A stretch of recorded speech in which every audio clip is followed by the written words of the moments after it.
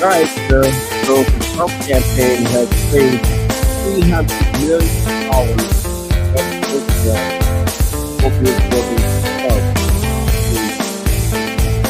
News brought to you by Air Fireplace Patio Keepers. Fireplace Patio, locally owned and operated online. FireplacePatio.com.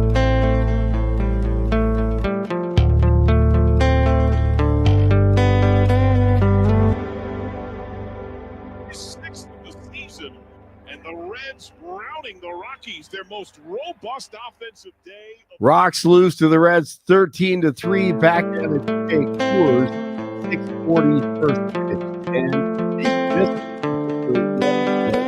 USC Sean Strickland.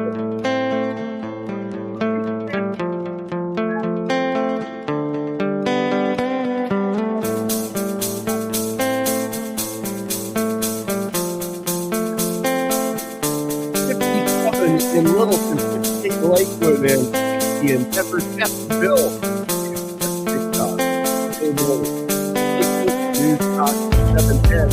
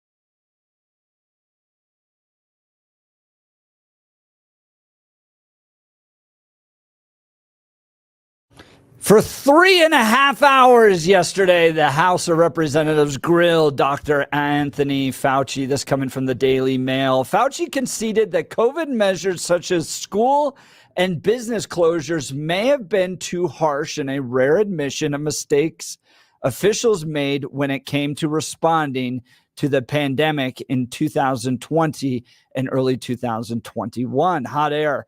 In short, the response to the pandemic, the masks, the social distancing, the separation of families, the 6-foot spacing signs graffitied all across the country, the plexiglass walls erected to wall people off from each other, the closed schools, all of it was bovine excrement. All of it.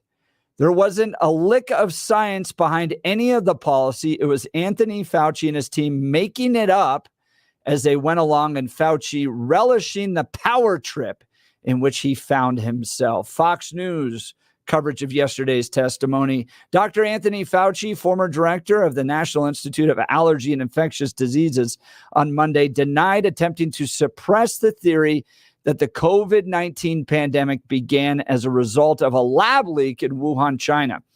During his opening statement before the House Oversight Select Subcommittee on the Coronavirus Pandemic, it was an interesting show. It kind of felt like ping pong. Billy, they go back and forth. They go Republicans and they go Democrats and then they go Republicans and Republicans. Anthony Fauci is evil incarnate. MTG even refusing to call him doctor, should be jailed. And then you go to the other side and it was St. Fauci, and you've done a tremendous amount of work over your 50 plus years of service. And it's largely just listening to these. It's depressing that these are the people in charge. I don't care about party. I mean, just in general, it's like this is a people. And then you sit there and you watch it and you're like, oh, this is why it sucks. This is why things don't get done. Yes. Because of you guys. I mean, again, I was shocked. I appreciate Marjorie Taylor Greene, but I'm still shocked how willing she is to step out in public and say, I don't know what I'm talking about. Look at me. I have no idea what I'm talking about. And then she steps forward with all of the certainty of a little kid on the stage at an elementary school talent performance. And she has no idea what she's talking about. It's just, wow. Yeah, we'll get to that one later. Yeah, some of the stuff, and it was interesting how they kept coming back to certain things that have been disproven and certain things that are wrong. And Fauci had one really good answer that was buried inside of this. People just kind of ran over the top of it. It was interesting. But again, and then the Democrats, of course, just all the fawning. It's like what's just gets disgusting. I mean, I hate these because. I mean, even you have the audio there from Dr. Jackson. He gets 5 minutes to question Dr. Fauci. What does he do? He makes statements. He makes a 5-minute speech. Yep. He doesn't ask. He doesn't ask anything. He's not looking for inquiry. No. All he's doing is he just wants audio, and then he wants to be able to say that he did it. So, is he doing anything to help this committee get to the bottom of a single question? Nope, not at all. He's not doing a damn thing. Did Jamie Raskin and his questioning get to the bottom of the thing? Nope, not at all. Most of this was just performative crap. It's ridiculous. But again, these are the people in charge. So we deserve it. We deserve this mess. And the other part was, this is a larger question. I'm curious why we seem to be so fixated on the origin rather than the response. That seems to be the response. That's an interesting question. Be where we messed it up. I have a theory behind it, but I'm curious as to one side is very, very targeted on where it came from. And I have a theory as to why that is, but I think listening, and we've got some audio clips here we'll play of both sides. It's where there seems to be a cover-up taking place. That's why the Republicans are so fixated on it, is the emails coming in saying, I know how to get around FOIA. Yeah. I've learned the best how to get notified as to what's being FOIA'd, and then delete the emails. Oh, yeah. I know how to talk to Anthony Fauci, and he's smart enough to know how to communicate without it being discoverable. And that is where that was the big news that came out of yesterday. I disagree with the characterization that he's smart enough to know how to do this without being discoverable. But they have an email that says that. Well, it doesn't say that. It's talking about the idea of what you keep on a government server and what you don't, as far as it in the conversation that he talked about in the email that is referenced. He says that was not part of his government job, that he didn't go around the outside. I found it interesting that the woman that worked in FOIA didn't like FOIA, and she told them how to get around it. The other part is the entire time when we're talking about these emails about FOIA and requests, we don't know what the subject was. The assumption is they were talking about COVID and hiding the lab leak. None of those emails and none of those conversations show that. There were all these assumptions, just like the assumption that I talked about yesterday about Fauci having the patents and getting hundreds of millions of dollars. That showed up several times yesterday, even though it is not true. Yeah. It is flat out not true, but they came at him now, over and over again with that. Fauci has not, but NIH scientists, have earned $700 million. And that was one of the interesting questions yesterday, where they go, shouldn't that money go back to the taxpayer? Yeah, well, here's the problem. Here's the problem. Who gets to choose that? Who decides where that money goes and how it's and how those so the Republican argument was, if you develop this patent being funded by the American taxpayer, the American taxpayer gets the money back. Yeah, that's a great argument. And guess who can do that and make that happen? Right, Congress. Yeah. So this is, and they even asked Fauci, and Fauci's like, sure. This is the irony in this entire thing. They are complaining about the rules, and they are the body that can change the rules. This is ridiculous. I mean, to be this asinine, to be this obtuse is offensive to every average voter. You are the body that can change the rules. If you do not want those scientists from NIH to get royalties based on the patents and you want to go back to the taxpayers, do it. Guess who doesn't get to choose? Anthony Fauci. He has no role in that. He doesn't get a vote, but they're asking him about whether or not it should happen. I'm sorry, you're the person sitting behind the podium. You're the person that actually gets a vote. And Fauci just goes, sure. And even goes, yes, it's up to you to do that. Exactly. That's the part, though, is why ask that question? Is this wrong? If you think it's wrong, change it. Stop sitting there. You're basically asking Fauci, are we doing something stupid? Yes, you are. You're doing something stupid. Thank you. Next question. Really? And Fauci made what, $121 off of COVID for something he developed like 25 years ago. Yeah, but again, how many times have you heard Fauci's getting rich off of COVID? How many times have you heard that? And it's flat out not true. That's an issue. And when we talk about science and the response and the questions that went on in Congress yesterday, the fact that we had members of Congress, numerous ones, putting forward that false narrative tells me a hell of a lot, one, about the based intelligence level of people that are there, and two, how good their staff is at doing any sort of research. They suck. You're awful at this. Here's the Dem perspective. I'm going to start with the Democrat perspective yesterday. They give him some time to address some of the challenges and accusations that have been made towards him, and then it's just a lot of fawning. Okay, first, Dr. Fauci, thank you for your testimony and your extraordinary service to the American people. Let me just start. Was there anything you wanted to clear up in that last exchange where you were interrupted? No, I think I made it clear. I mean, they were talking about my knowing about a lack of compliance. That became clear, Congressman Raskin, well after the fact. It isn't as if they were not complying and I was not monitoring their non-compliance. I didn't know about it until it was a done deal. Gotcha. You've been a scientist and a scientific administrator for 54 years. Is that right? More than a half century? And correct. You were director of the National Institute of Allergies and Infectious Diseases for more than 3 decades. Is that right? 38 plus years. 38 years. Okay. And I assume that you've never been accused of trying to start a disease before. Is that right? That is correct. You have devoted your life to fighting infectious diseases for the American people. Is that right? That is correct.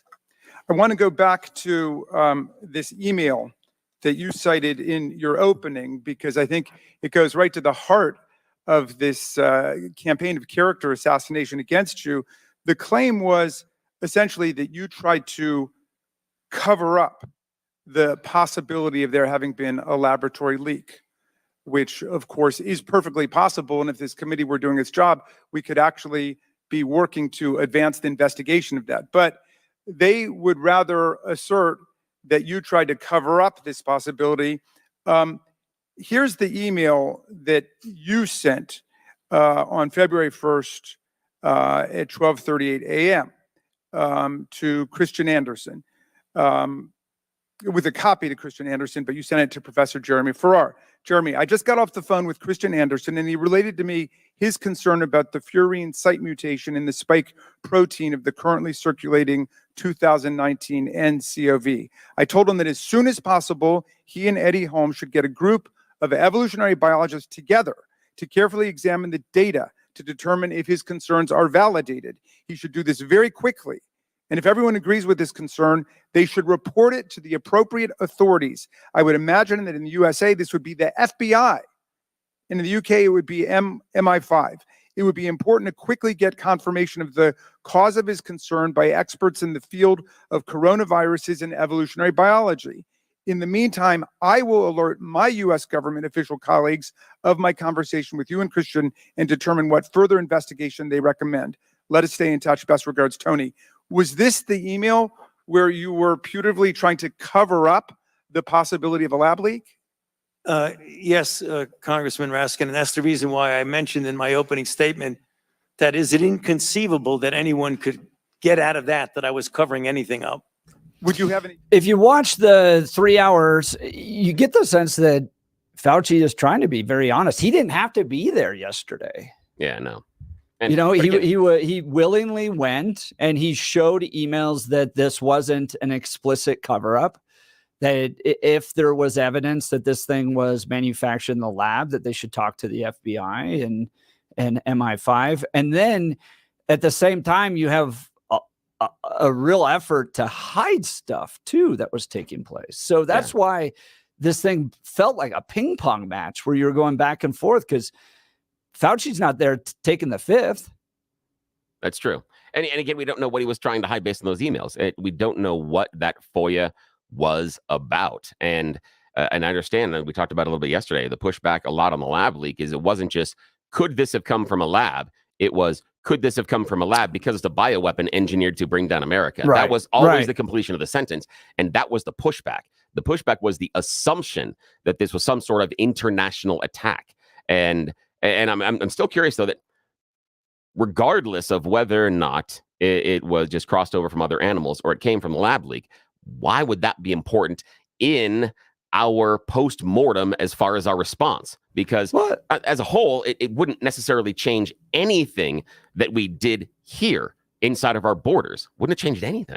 Well, first of all, it makes sure that we're not funding that type of stuff. We want to get very clear on that the United States is not funding a type of gain of research work that is resulting in a pandemic that results in 1 million Americans being killed. So you want to make sure we're not funding that. And then if China is funding that type of stuff, then they should be held accountable for it. So that's, I think that's the point that China is of trying to figure that out. Yeah, but we have no proof that China is funding it or creating it this way either. And that's kind of the assumption. And there's a few things that Republicans got to that point. One, lab notes. China is restricting our access to review lab notes from the Wuhan virus research lab in China. And then two, to Marco Rubio's point, with pretty much every other disease out there that came, was it SARS or MERS, within months, you knew which animal brought that here. And so you can target that. But, and wouldn't it be in China's best interest to go, here's the bat? Well, what they talked about, they talked about most likely the transfer animal is probably a pangolin, which is a relatively... Is a what? A pangolin? Pangolin. It's a relative of the aardvark. It looks like an aardvark. That's what the relative is. That's what they say is most likely the animal that is the conduit. You think it's a pendulin? No, pangolin. There's a G in there. Yeah. But here's the idea. The idea is you're asking me to be... I'm looking at the people that do the sciencey stuff. Yeah. And they say that if it is an animal transfer is most likely the conduit. That is the one in which it's going to jump. And again, we have examples right now here in America of viruses jumping. We have bird flu that's made it to cows that are now in several humans in America. And that is a bird flu. We haven't been affected by bird flu for years. And that's the idea. This happens quite regularly inside of nature because the virus wants to find more hosts. That's how it stays and keeps going. So it's not trying to kill everybody. That's not how the base virus works. There are some viruses that do that, but they propagate based on different transfer systems. And the way in which we looked at it and the way in which we deal with it, whether or not it came from the lab or came from a wet market, is somewhat irrelevant based on our response. Now, I do agree that in China, were we really expecting them to show us all the research they would ever have? No. I mean, the idea for me is that we seem to be shocked with the secrecy and the lack of information from China. But then why would we be doing research there? Yeah, again, if I wasn't on the board, I wasn't asked about doing research there, I would not fund it there. However, there are some very, very smart scientists in China. There are a number of things they are doing right now that are crazy. They are leaps and bounds ahead of us in some areas of EV and batteries. They've changed something right now they're working on in which they may have found a water-based battery. That is ridiculous. I mean, we are decades away from that actually being in any sort of a vehicle, but they show really, really good progress on getting rid of this lithium ion stuff and going to a water-based battery, which then it's more like a solid state. It's not as variable based on temperatures. Guess what else we don't need?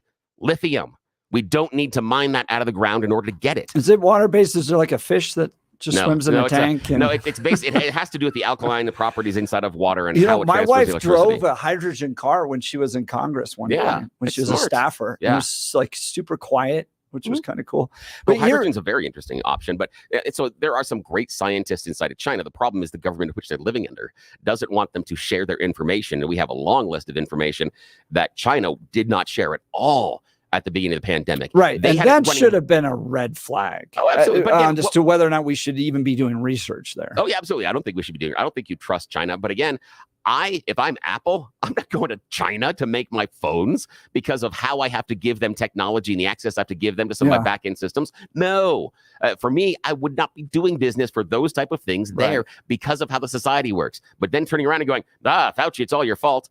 This is how China functions. We shouldn't be surprised. This is what happens. There was a New York Times guest opinion yesterday why the pandemic probably started in a lab in 5 key points. Number one, the SARS-like virus that caused the pandemic emerged in Wuhan, the city where the world's foremost research lab for SARS-like viruses is located. That's essentially the Jon Stewart article or argument that, if there's a giant chocolate spill in a city, you go to the chocolate factory. Sure. Yeah. Number two, the year before the outbreak, the Wuhan Institute, working with U.S. partners, had proposed creating viruses with SARS-CoV-2 defining features. Number three, they have all these little animations in the article. The Wuhan lab pursued this type of work under low biosafety conditions that could not have contained an airborne virus, or that could not have contained an airborne virus as infectious as SARS-CoV-2. And then number four, the hypothesis that COVID-19 came from an animal at the Hunan seafood market in Wuhan is not supported by strong evidence. And they get into all these details, kind of what's the evolutionary tree. They kind of divide up. In December 2019, Chinese investigators assumed the outbreak had started at a centrally located market frequented by thousands of visitors daily. The bias in their search for early cases meant that cases unlinked to or located far away from the market could very likely have been missed. To make things worse, the Chinese authorities blocked the reporting of early cases not linked to the market, and claiming biosafety precautions, ordered the destruction of patient samples on January 3rd, 2020, making it nearly impossible to see the complete picture of the earliest COVID-19 cases.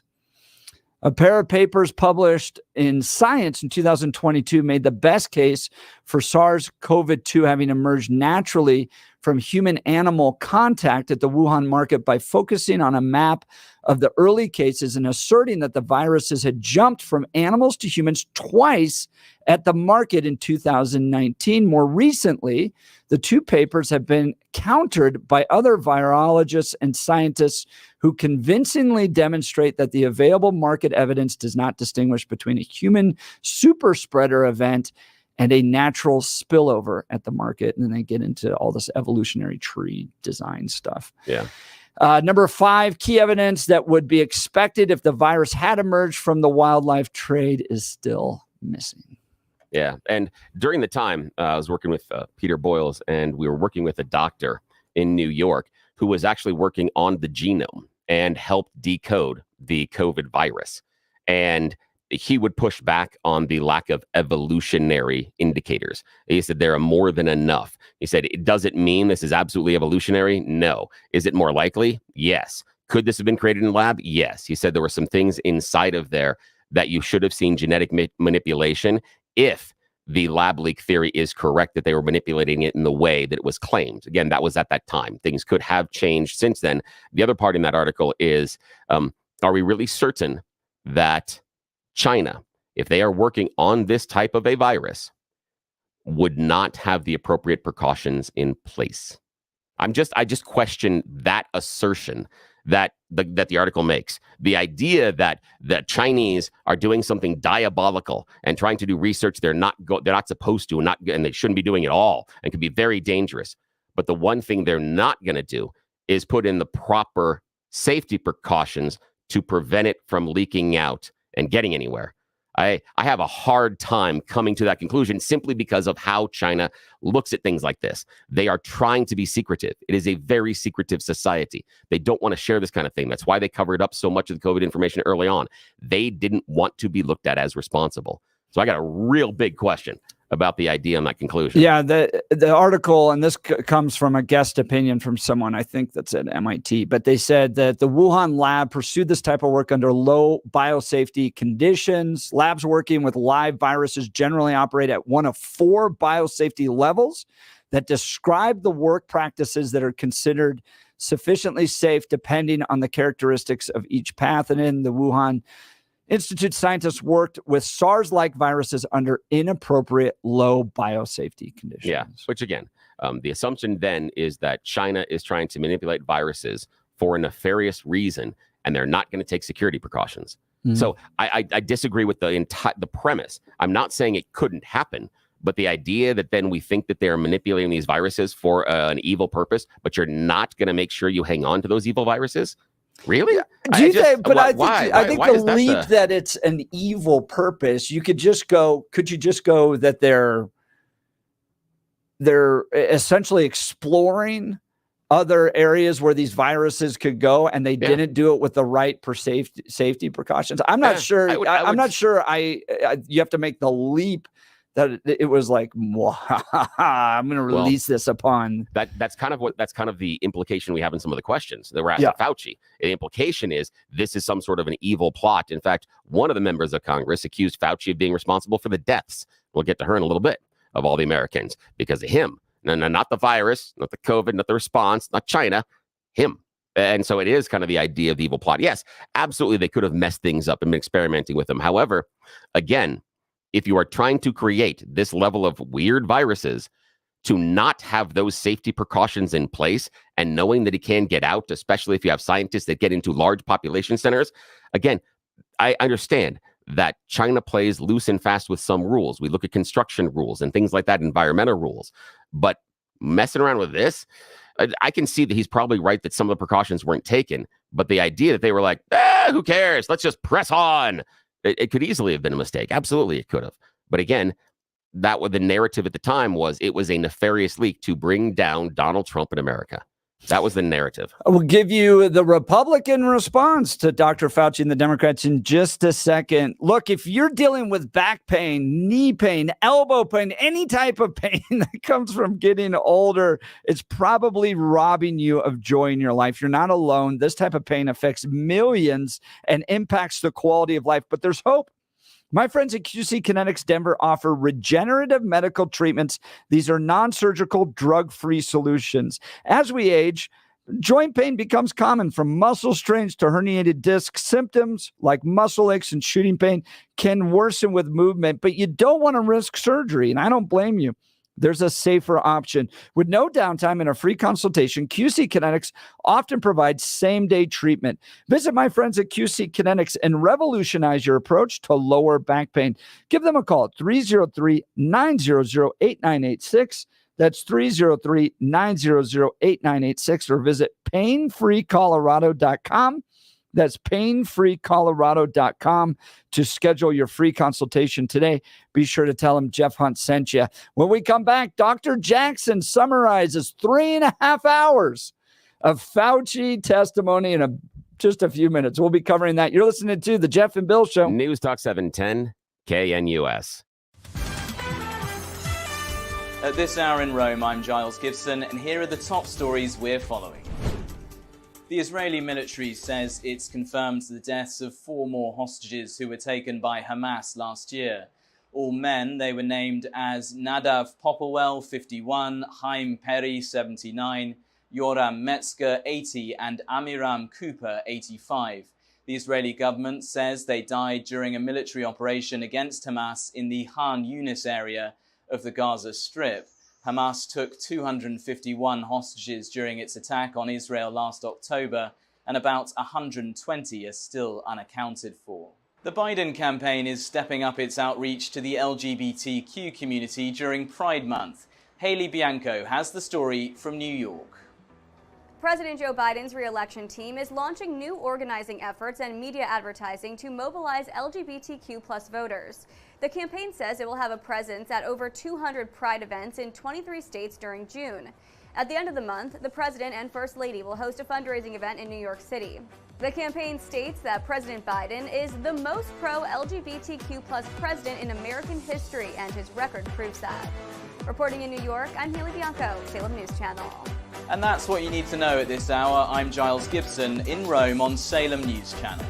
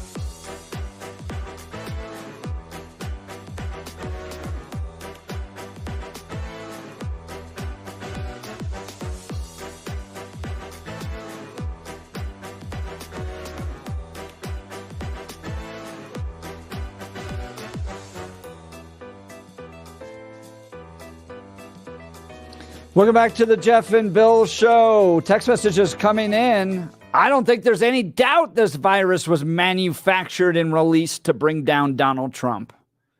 9716. I'd be interested in how you make the leap to whether or not that was actually targeted at Donald Trump. I mean, obviously the timing works. And this, I think, was likely manufactured in a lab, but again, to bring down Donald Trump. If you were going to release this bioweapon in order to harm America, would you then release it first in your own country and then Italy? It's a really weird way to attack America. Now, I understand that is simply fantasy and fiction and TV shows, but Kiefer Sutherland, when he was starring in 24, they did have some bioweapons. And it was weird because the terrorists that were using the bioweapons went into the countries of the people they wanted to attack. And that's where they released the bioweapon. They didn't, oddly enough, release the bioweapon in their own country and then hope everything works out.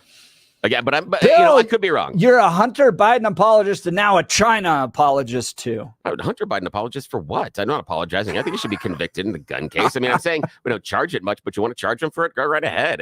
I'm sorry that it all hurts your feelings that I point out that he got a nominal job that wasn't corruption with Burisma. Okay, so. All right. Dr. Jackson sums up, I think, better than anybody else, the Republican concern about Dr. Fauci. Here's Dr. Jackson. He's a physician himself. Yesterday, hearings on Capitol Hill. Now recognize Dr. Jackson from Texas for 5 minutes of questions. Thank you, Mr. Chairman.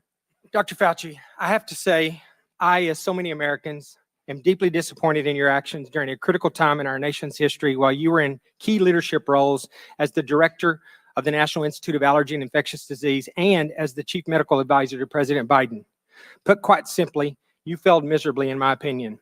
Based on all we have learned during the pandemic and all that we have since learned through this committee's work, I believe your failures stem from both an effort of self-preservation, manifested by a series of lies and cover-up, and by a total failure of leadership. It was obvious to everyone that you and your organization, NIH, had a lot to lose if the American people were to discover that COVID-19 was most likely leaked from a lab in Wuhan, China, and that you, via EcoHealth Alliance and Peter Daszak, actually funded this research, and that this lab was actively and recklessly conducting gain-of-function research. As such, you did everything in your power to deflect and cover up this possibility. You even recruited others to help you in this effort. Unfortunately, this cost our country and the world valuable time that may have led to answers regarding the origin, may have blunted the spread, and would have almost certainly saved lives. While I think most of us have known all along what I just described, what I have been appalled to discover through sworn testimony to this committee is the level at which you and those that worked for you went to cover up the obvious. Just a few examples, and I know these have been touched on, but they're important for everyone to hear. Dr. Lawrence Tabak, former acting director of NIH, testified that under the generic definition that NIH did in fact fund gain-of-function research. This was based on a definition that was initially used by NIH and a definition that was abandoned and removed from the website in October of 2021 and replaced by a new, much more detailed definition with a much higher bar that you have since conveniently used to define gain-of-function testing and to deny what Dr. Tabak has since confirmed. He also said that EcoHealth Alliance failed to properly and promptly report that their research violated the terms of the grant, something that went completely unaddressed under your watch. Dr. Morans, your senior advisor, who you have tried today to distance yourself from, but whose large volume of emails clearly demonstrate that you had a very close and personal relationship with, and who reported to you directly, has openly bragged about how he subverted FOIA requests. I remind you that the law requires you and your former organization to comply with Freedom of Information Act requests. It is not optional. If you or your employees or your organization that you oversaw were systemically avoiding transparency and illegally hiding or destroying documents that rightfully belong to the American people, then you should be criminally charged, and they should as well. In addition, Dr. Gregory Folkers, your chief of staff, also engaged in illegal practices in which he crafted messages using symbols instead of letters to avoid FOIA exposure. In an email, April 2020, from Dr. Morans to Peter Daszak, he says, quote, "There are things I can't say." Well, I wonder what he couldn't say. He also went on to say, quote, "Except Tony is aware, and I have learned there are ongoing efforts within NIH to steer through this with minimal damage to you, Peter, and colleagues, and to NIH and NAID," end quote. And then a few days later, he said, quote, "I have reason to believe that there are already efforts going on to protect you," end quote. In February of 2021, Dr. Morans wrote to Boston University scientist Gerald Kirsch saying, quote, "I learned from our FOIA lady here how to make emails disappear after I'm FOIA'd, but before the search starts. So I think we are all safe," end quote. Dr. Fauci, I want to know what you were being protected from and what you needed to be safe from. I'm going to go on because I have a little time here. He went on to say, quote, "Plus, I deleted most of the earlier emails after sending to Gmail. Once again, illegal and an actual crime." Dr. Morans noted in another email to Dr. Kirsch saying, quote, I learned the tricks last year from an old friend, Marge Moore, who heads our FOIA office and also hates FOIAs, end quote. It is absolutely amazing to me that Dr. Morans and Marge Moore still have jobs and our taxpayers are still paying their salaries. Dr. Morans wrote to Dr. Daszak in April of 2021, quote, P.S. I forgot to say there is no worry about FOIAs. I can either send stuff to Tony on his private email or hand it to him to work or at his house. He is too smart to let colleagues send him stuff that could cause trouble. End quote. Apparently, you neglected to surround yourself with equally smart individuals. Dr. Morans wrote to another collaborator, Peter Hotitz, in June 2021 at Baylor College of Medicine that he had deleted all his emails related to COVID origin when, quote, the fan, end quote. He said, quote, I feel pretty sure Tony were too. The best way to avoid FOIA hassles is to delete all emails when you learn the subject is pretty sensitive. Delete emails, use symbols, emails disappear, Gmail, tricks, private emails, hand it to Tony. What in the world are they hiding? I don't know what. Because Dr. Jackson. Because you don't do that if there. you're just deleting spam emails. You do that to hide stuff from the American people.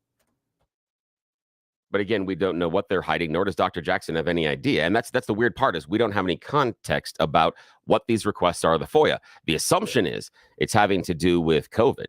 But I don't think we know that. And that's the question. And the people bringing up all the emails talking about it don't give us any context, which has me question, what is that context? What were they talking about in these emails that we're so concerned about? They seem to want us to come to the conclusion about COVID, but we don't know that. We have no idea what this is about. It could be something. It could be something completely different. Why would you do this if you're just trying to get rid of, I don't know, spam emails? You're clearly hiding something. I don't care if it's COVID or something else, an affair within the NIH. You're hiding stuff from the American taxpayers.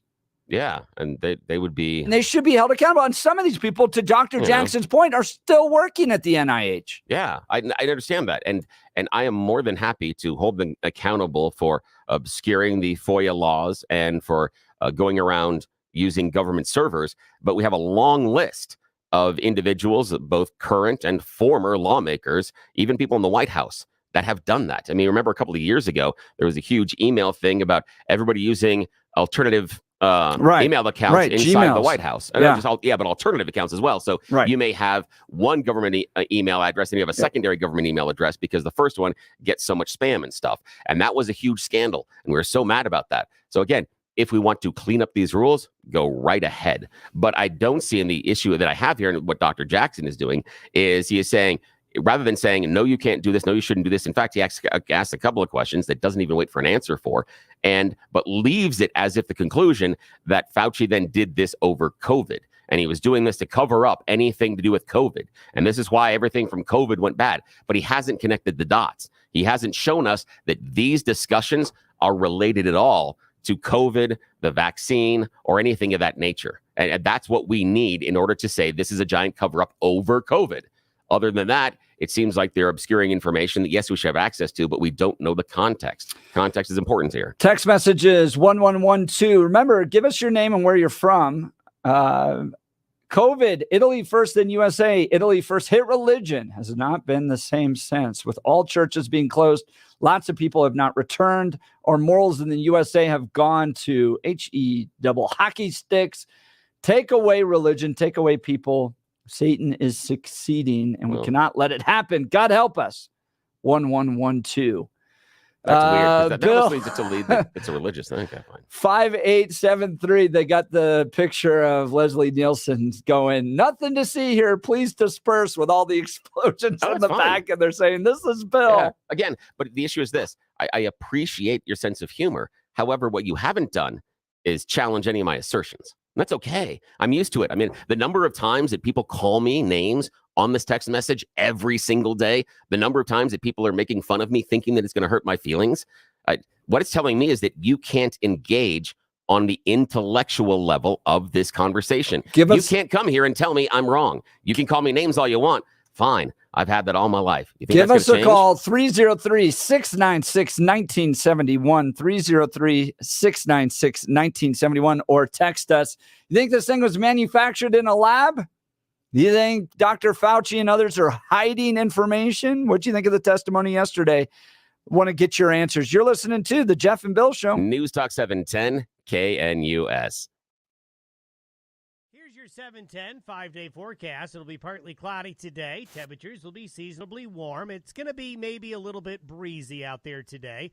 Temperature readings will be in the lower to middle 80s. Lows tonight in the 50s, a little breezy. It's going to get hot. Upper 80s to near 90 Wednesday and Thursday and dry. Lower 90s Friday with isolated thunderstorms late. Warm for the weekend, but do be ready this weekend for thunderstorms. I'm meteorologist Don Day in the 710 KNUS Weather Center.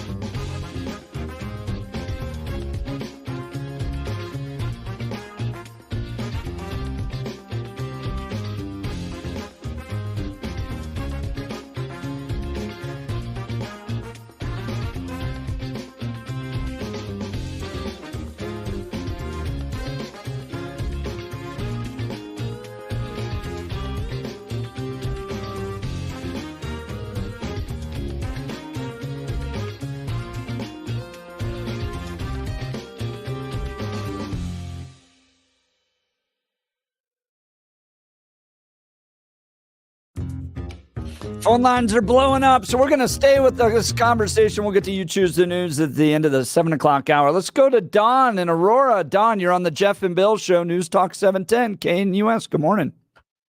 Good morning, guys. I wanted to take issue with Billy that he mentioned that Fauci didn't have to be at that hearing. Robert Fauci was the face of the pandemic, and I think he's worried about his legacy and his reputation. And if he didn't show up at this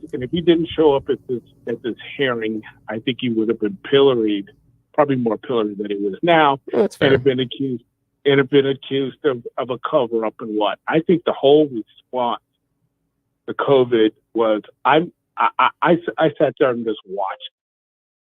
And I'm sitting, and I remember sitting there standing on a street corner watching people drive by with their windows rolled up in their cars, wearing a mask, and there's nobody in the car but them. Oh, yeah. It was ridiculous. In fact, Don, let me remind you of this one. Remember right at the very, very beginning when we started closing things, it was, we're all afraid of this virus. We're really scared. We have to close everything down, but wait, quick, run to the grocery store and stand next to everybody in line for hours and hours. So the immediate time in which we were told to stay away from each other, we all went into the grocery store and hung out with each other. Again, we were stupid. Yes. It was insane. I'm sitting here thinking, if people are losing their minds over this, and if government and our institutions are acting this incompetent, what's going to happen when something really serious rears its ugly head? Well, Don, and to that point, the just destruction of the American people's trust in our public health leaders is my biggest worry. Because, Don, to your point, there could be something that comes along that's a really serious issue. And after everything we went through, masking of preschoolers, my goodness, what in the world were we thinking, putting preschoolers in masks like they were going to keep those on? And then to find out that a lot of this stuff was just conjecture, was, well, somebody at some point social distance, so we're going to force everybody to social, and then you're going to lose your job if you don't get the jab, and then we're going to, force you 6 feet away, and we're going to keep kids out of schools. And to come to find out that none of this stuff was tested, that a lot of it was just kind of quote unquote appeared. What you want to know why we don't trust our institutions anymore? It's because of stuff like that. Don, I appreciate the call. We're just out of time.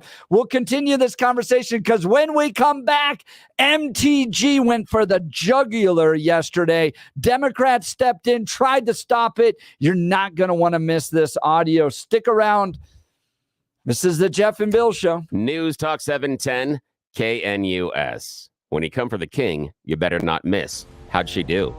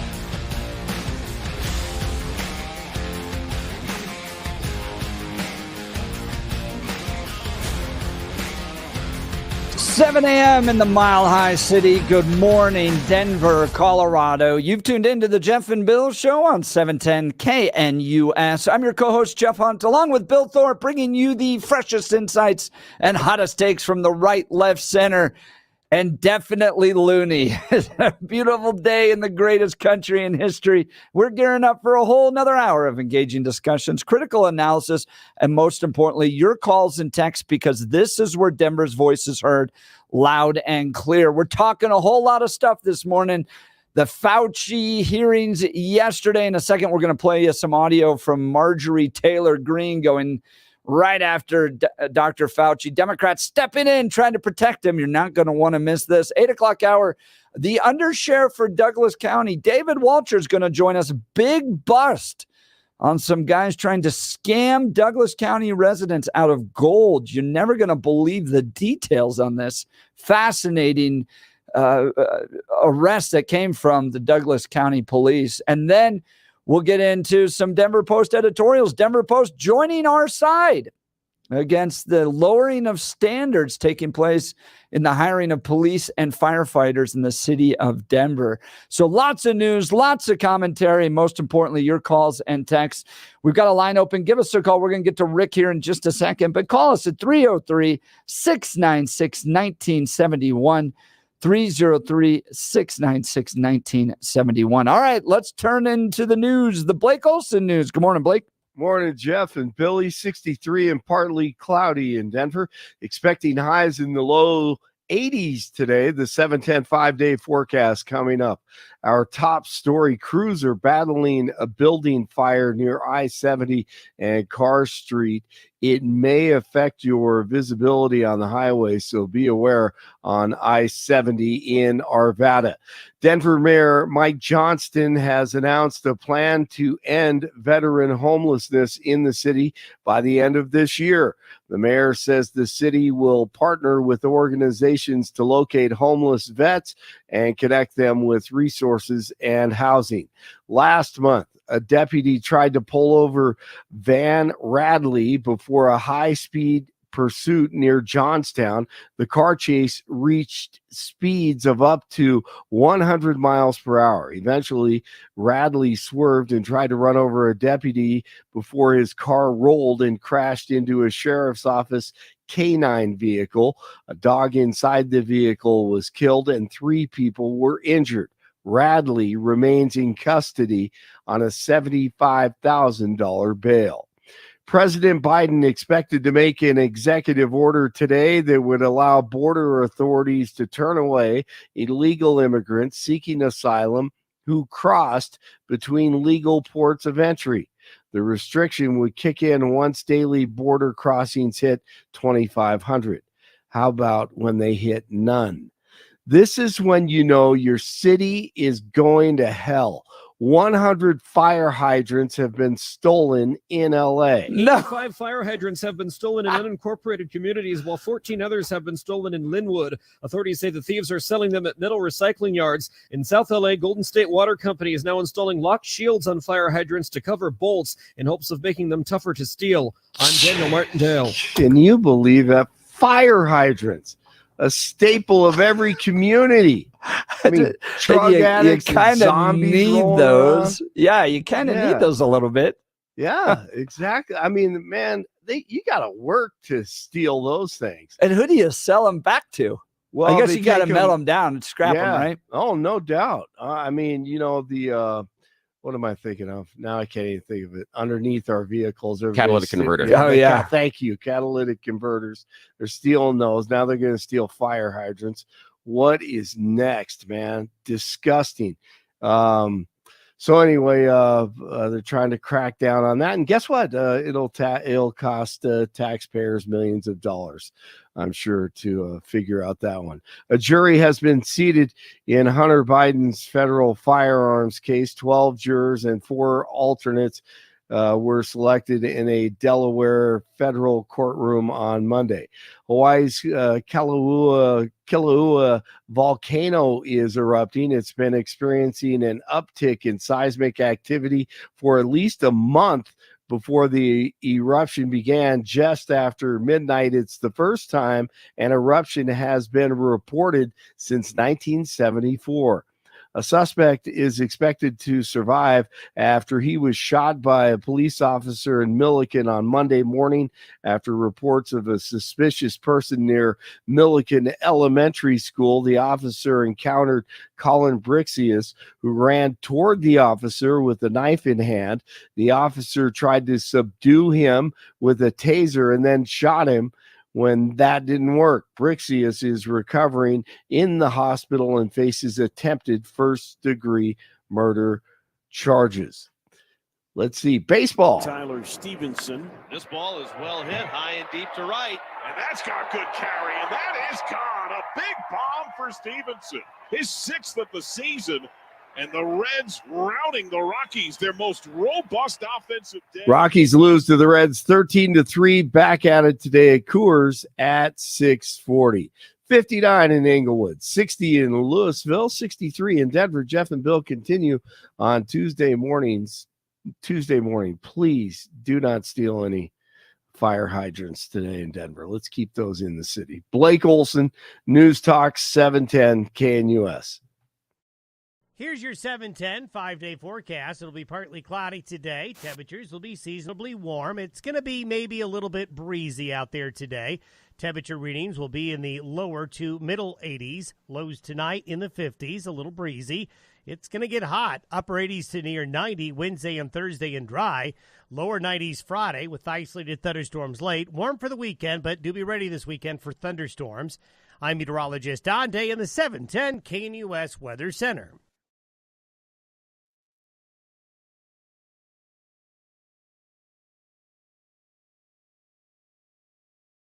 You think Marjorie Taylor Greene thinks she's kind of like Britney Spears? Oh, yeah, absolutely. Yeah. I think she has a very wonderful high opinion of herself. Because, again, I applaud all the times that she comes out in public and demonstrates without a doubt that she has no idea what she's talking about. And yesterday was yet another example. It was fantastic. And she had visual aids. She did. She had visual aids to show how dumb she was. I was like, wow. She stands with the Beagles. All right, Here's MTG going after Dr. Anthony Fauci yesterday. Thank you, Mr. Chairman.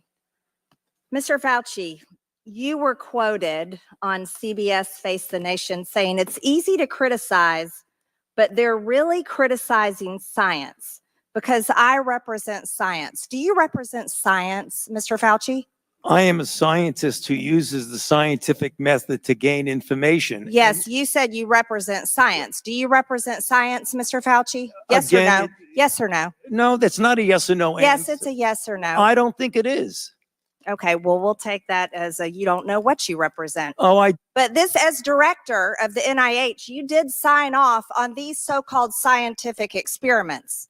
And as a dog lover, I want to tell you this is disgusting and evil, what you signed off on, and these experiments that happened to beagles paid for by the American taxpayer. And I want you to know Americans don't pay their taxes for animals to be tortured like this. So the type of science that you are representing, Mr. Fauci, is abhorrent, and it needs to stop. You should have done a Mr. Christy Fauci, Nome you also reference there. represent the type of science that where you confess that you made up the COVID rules, including I didn't hear what you 6 said. feet social distancing and masking of children. I never said I made anything up. You admitted that you made it up. You I made it didn't up as say you went. I made it up. So are you saying this is fake news, Mr. Fauci? I didn't say I made anything up. What did you say? I said that it is not based in science and it just appeared. But this is science. What does dogs have to do with anything that we're talking about today? These are scientific experiments. This is what you signed off on. But you also told the American people they had to distance by 6 feet. They had to wear masks. But let's also talk a little bit further about the type of science that you represent. NIH scientists made $710 million in royalties from drug makers, a fact that's been hidden.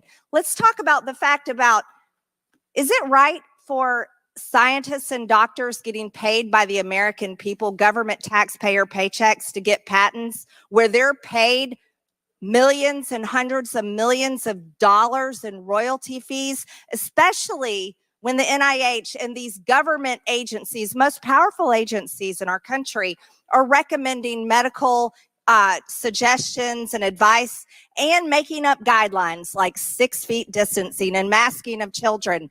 Do you think that's appropriate? Do the American people deserve to be abused like that, Mr. Fauci? Because you're not doctor, you're Mr. Fauci in my few minutes. No, I don't need your answer. I want to talk about this right here. Mr. Chairman, objection. I reclaim my time. Mr. Rath. That right there resulted in about a 5-minute discussion between Republicans and Democrats too, as to whether or not it was appropriate to dress down somebody like Dr. Fauci and call him Mr. Fauci. It's dumb. And I mean, again, it's so what? I mean, Marjorie Taylor Greene is just being juvenile. And the funny part about it is the complete and total lack of self-awareness that Marjorie Taylor Greene is berating Dr. Fauci over a rule that Congress controls, not Dr. Fauci, about who gets paid about for the patents. The patent Yes, stuff? that is a rule Congress controls, not Dr. Fauci. Dr. Fauci cannot change that rule at all. Doesn't have the purview, doesn't have the ability. Yet she's very super mad about it, but she's the person that can fix it. The lack of self-awareness is shocking. But again, she does this quite on a regular basis. Comes out and says, I don't know what I'm talking about out in public. I appreciate it, but wow, she's in charge. She gets to make the decisions, and she doesn't understand that she gets to make the decisions about the payments that she's mad about. This is great. Let's go to the phone lines. Rick, line 2. You're on the Jeff and Bill Show, News Talk 710 KNUS. Good morning, Rick. Well, downtown, people quite consistently, a few people still have the masks on. Oh, I know. Yeah. And the ones that drive around by themselves? Well, you can see that, and then on the bus, and but people have good health, it looks like, really. But I just think they must be on the information. They look like pretty good people, that they're being convinced that the virus is coming back from some official type source or some weighty source that they're getting information from. Here's the thing possibly. Rick, here's the thing that I think that you're making an assumption that may not be necessarily true based on those individuals, because I think that you're saying that they're afraid of COVID.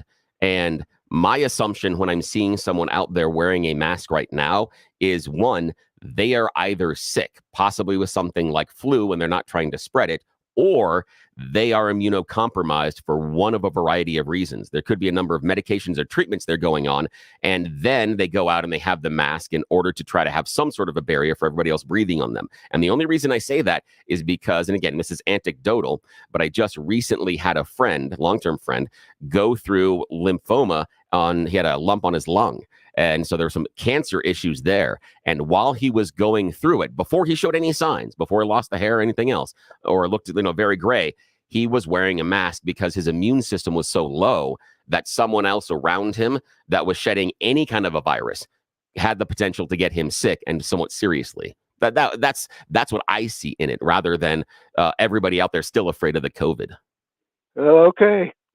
But, it just seems like people are in pretty good health though around Colorado. So. Oh, absolutely. Yeah. And here's the thing, Rick, man, that I think is kind of silly are some of the pushes still for vaccine boosters in the younger population. A friend here that actually works at the station talked about a cousin that is in college, recently got the vaccine and canceled plans to see them because she was feeling so bad recovering from the vaccine. Now, there's no appreciable reason, unless this woman, and I have no information saying that she has any sort of immune problems, to be getting that kind of a booster based on what we're seeing and how COVID impacts people now. If you're in a population that can be affected by it, or you're an older person, it makes a lot of sense to get the booster.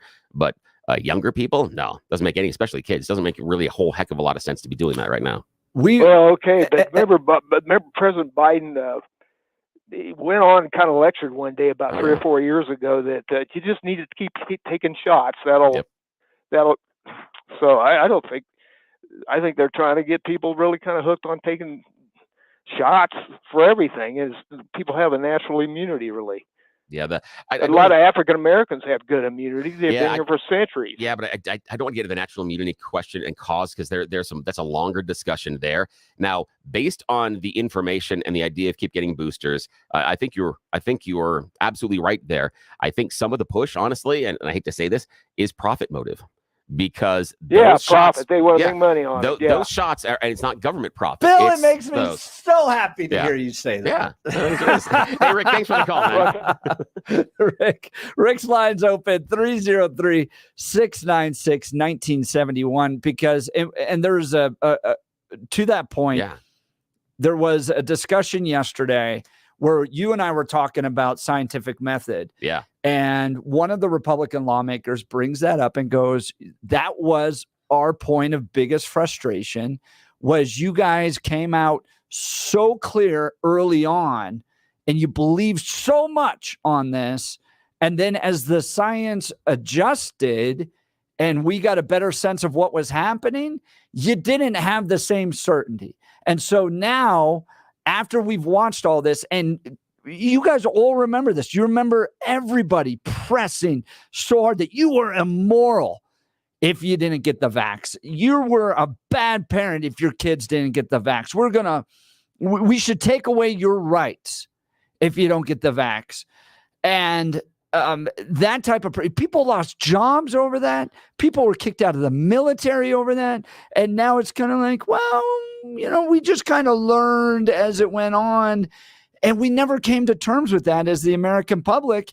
And so as a result, people have a lot of mistrust now. Yeah. And here's the thing is, I'm like 50% with you on that and then 50% not. And part of it, you're absolutely right. The government we talked about yesterday came out and was asinine in how they explained it, not telling people this is going to change over time. However, if you have gone through middle school science class and have studied the scientific method, you should be well aware of this process. So the part of this is the intellectual negation of science by American citizens. We take science and refute it based on how we feel rather than what science is telling us on so many levels. And so, but that's it. That's the issue is we ignored moralizing science. That took place early on by like people like Jimmy Kimmel and Howard Stern, right? Howard Stern saying that you should have your rights taken away. We should force you to get vaxxed. And nobody was forced to get vaxxed. But they were talking about it. Yeah, but nobody was. I understand that. Right, and you know, right. And so all of the rest of us history. were out there listening to the elite talk about how terrible a person you were if you didn't vax your kids. Well, we did that at some point here in the country. We have 2 occasions where we forcibly vax people. We went into communities and rounded them up and gave them a shot against their will. Right. So yeah, we've done it before. So it's not, but again, nobody was forced. But going back to the importance of the scientific method, they discounted natural immunity early on.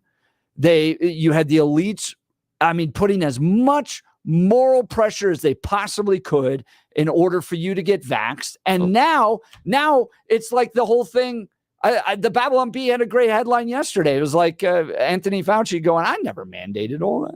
Here's the problem. And Fauci himself didn't, because the thing like the 6 feet distance, that's CDC. That's not Anthony Fauci. That's not what that's right. Not his but purview. He agreed that he admitted that they had never even done scientific testing to prove that. Yeah, but it was a holdover from Spanish old flu stuff. Yeah. Again, should they have done something new? Yes. But at that time, based on what things were doing, maybe they should have done the testing. Maybe they shouldn't. And the thing about natural immunity, to me, that argument proves my earlier point. The argument about natural immunity in the case of COVID is someone that says, well, the natural immunity, we shouldn't have had to get the shots, explicitly shows a misunderstanding of science and how natural immunity works, especially with this type of virus. It is a complete and total misnomer that your natural immunity protects you indefinitely. Doesn't work that way. Not with this kind of virus. It's not how it happens. Not indefinitely, but nobody understands that. But remember, the vaccine was the idea that this thing was going to hold on, and the antibodies were going to hold on for quite some time. And the real shock was it didn't. And you're going to have to get boosted. But you got to get boosted before you get to the car from the booster. But there aren't any antibodies contained inside of that, and that's not how it fights the virus per se. It's an mRNA, and it teaches your body the access point. What it does is it teaches your body how the virus accesses the cells and prevents a defense there. That's what the mRNA vaccine does. That's how it functions. So the idea that we would need boosters as it morphed and changed how it accessed the cell wall, yes, that would happen. But the idea is natural immunity.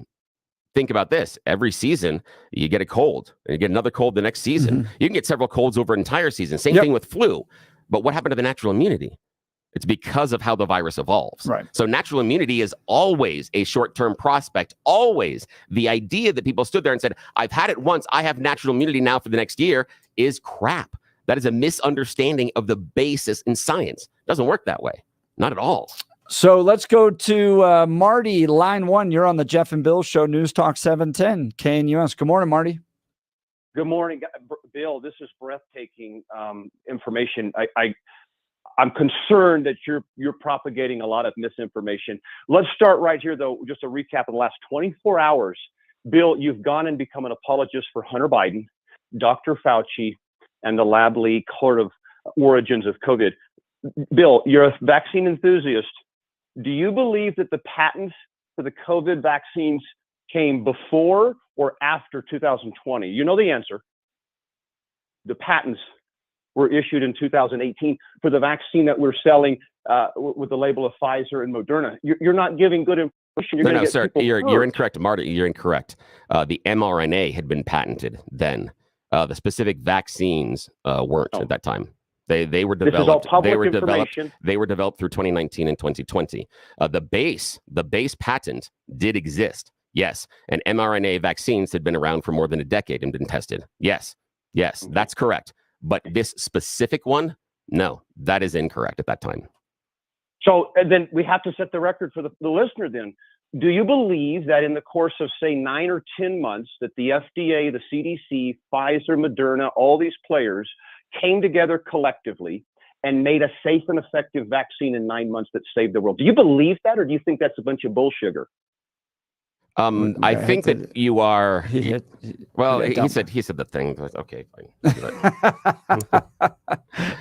But he said sugar though, so yeah. Oh, but did he? Yeah, he did. So. I thought he hit. I thought he said. Yeah, I'll dump that anyway. But yeah, it will bring Marty back here in a second. The idea is you're creating, Marty, a false premise there. You're only giving me two options, and so your question is loaded based on how you asked it. You're trying to force me into one of two boxes, and that's okay. But I'm not playing the game. You have to go in that box because people's lives were at stake. See, no, I don't. Yeah, you do. No, I don't. Well, but people were hurt by this vaccine. People were hurt by the hospital protocols, and you're defending a lot of those actions. Hang on a sec, Marty. How many people died from COVID vaccine itself? Was it more or less than the people harmed at the hospitals and everything else that you say? Wow. Okay. So the hospital deaths were the most outrageous. That's how we got to 5,000 a day, because of the ventilators, the morphine, and the remdesivir. Deaths from the vaccine are close. Deaths from just the virus alone, just, hey, I got a cold, is like 0.1. It's nothing. See, that's the problem with your premise, is that shot danger outweighed the risk to COVID the whole time. No, it didn't, Marty. That's not true at all. That's not even true. Marty, that's not true at all. We have instances of people that had been vaccinated that then didn't suffer the same way as COVID. We had death rates of people that weren't vaccinated that were significantly higher than those that got vaccinated. We have that raw material. We have that raw data. I'm sorry, Marty, but when you come to the table and you're telling me I don't get my facts straight, have yours straight first, man. I mean, appreciate it. Marty, appreciate the call. Marty's line is open, 303-696-1971. We'll get to Francis here in just a second. Look, we all want a kinder, gentler way to experience wellness and overcome pain. I'm thriving, fighting back my workout soreness with UltraCur. UltraCur is a patented, non-prescription, natural capsule that works fast.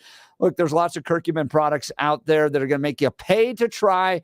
UltraCur believes so much in their product and that it will help you that you can get a free 3-day sample by visiting any Denver Metro natural grocery store and asking for the health coach or the vitamin manager for your free 3-day trial of UltraCur. If you've tried everything, even without much success, even other natural curcumin products, you owe it to yourself. Try UltraCur today. Get curious, Denver. Head to the natural grocers. Grab your free 3-day UltraCur trial. No strings attached. If you're wondering about the research, get the lowdown at getultranow.com.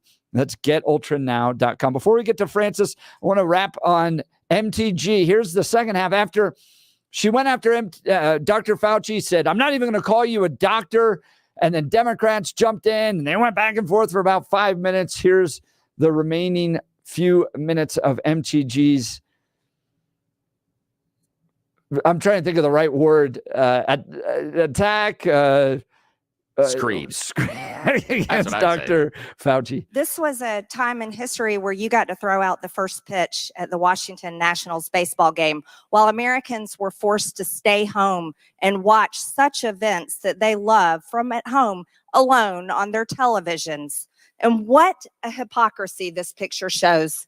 Here you are without your mask, with empty seats everywhere. Remember the cardboard cutout fans? That was one of the most insulting things to Americans, having to watch the games from home where you got to go and enjoy the game and sit right next to people, not following the 6 feet of distancing, not wearing your mask, and everyone else was forced to stay home and stop enjoying life.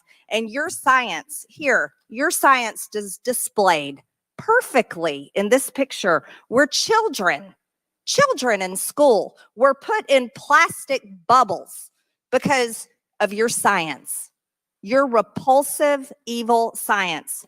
And let's go back to your very own email. You said earlier you don't use email. Oh, you do. Right here. This is your own email where you said the typical mask you buy in the drugstore is not really effective in keeping out virus. I do not recommend that you wear a mask. This is your email. This is your own words. But yet children all over America were forced to wear masks. Healthy children forced to wear masks, muzzled in their schools.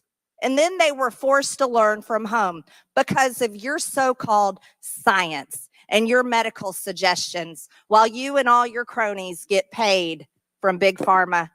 You know that what this committee should be doing? We should be recommending you to be prosecuted. We should be writing a criminal referral because you should be prosecuted for crimes against humanity. You belong in prison, Dr. Fauci.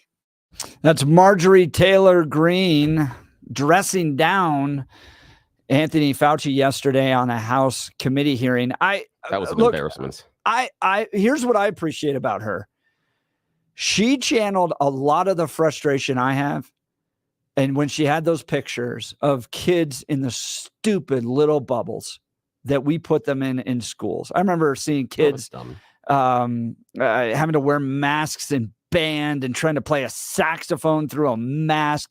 There was so much that we did that was just useless, anti-science BS during that COVID time. Well, and here's the I have thing. a lot, hold on, I got a lot of frustration, and I appreciate the fact that she channeled that right at Dr. Fauci because he deserves to apologize for some of that.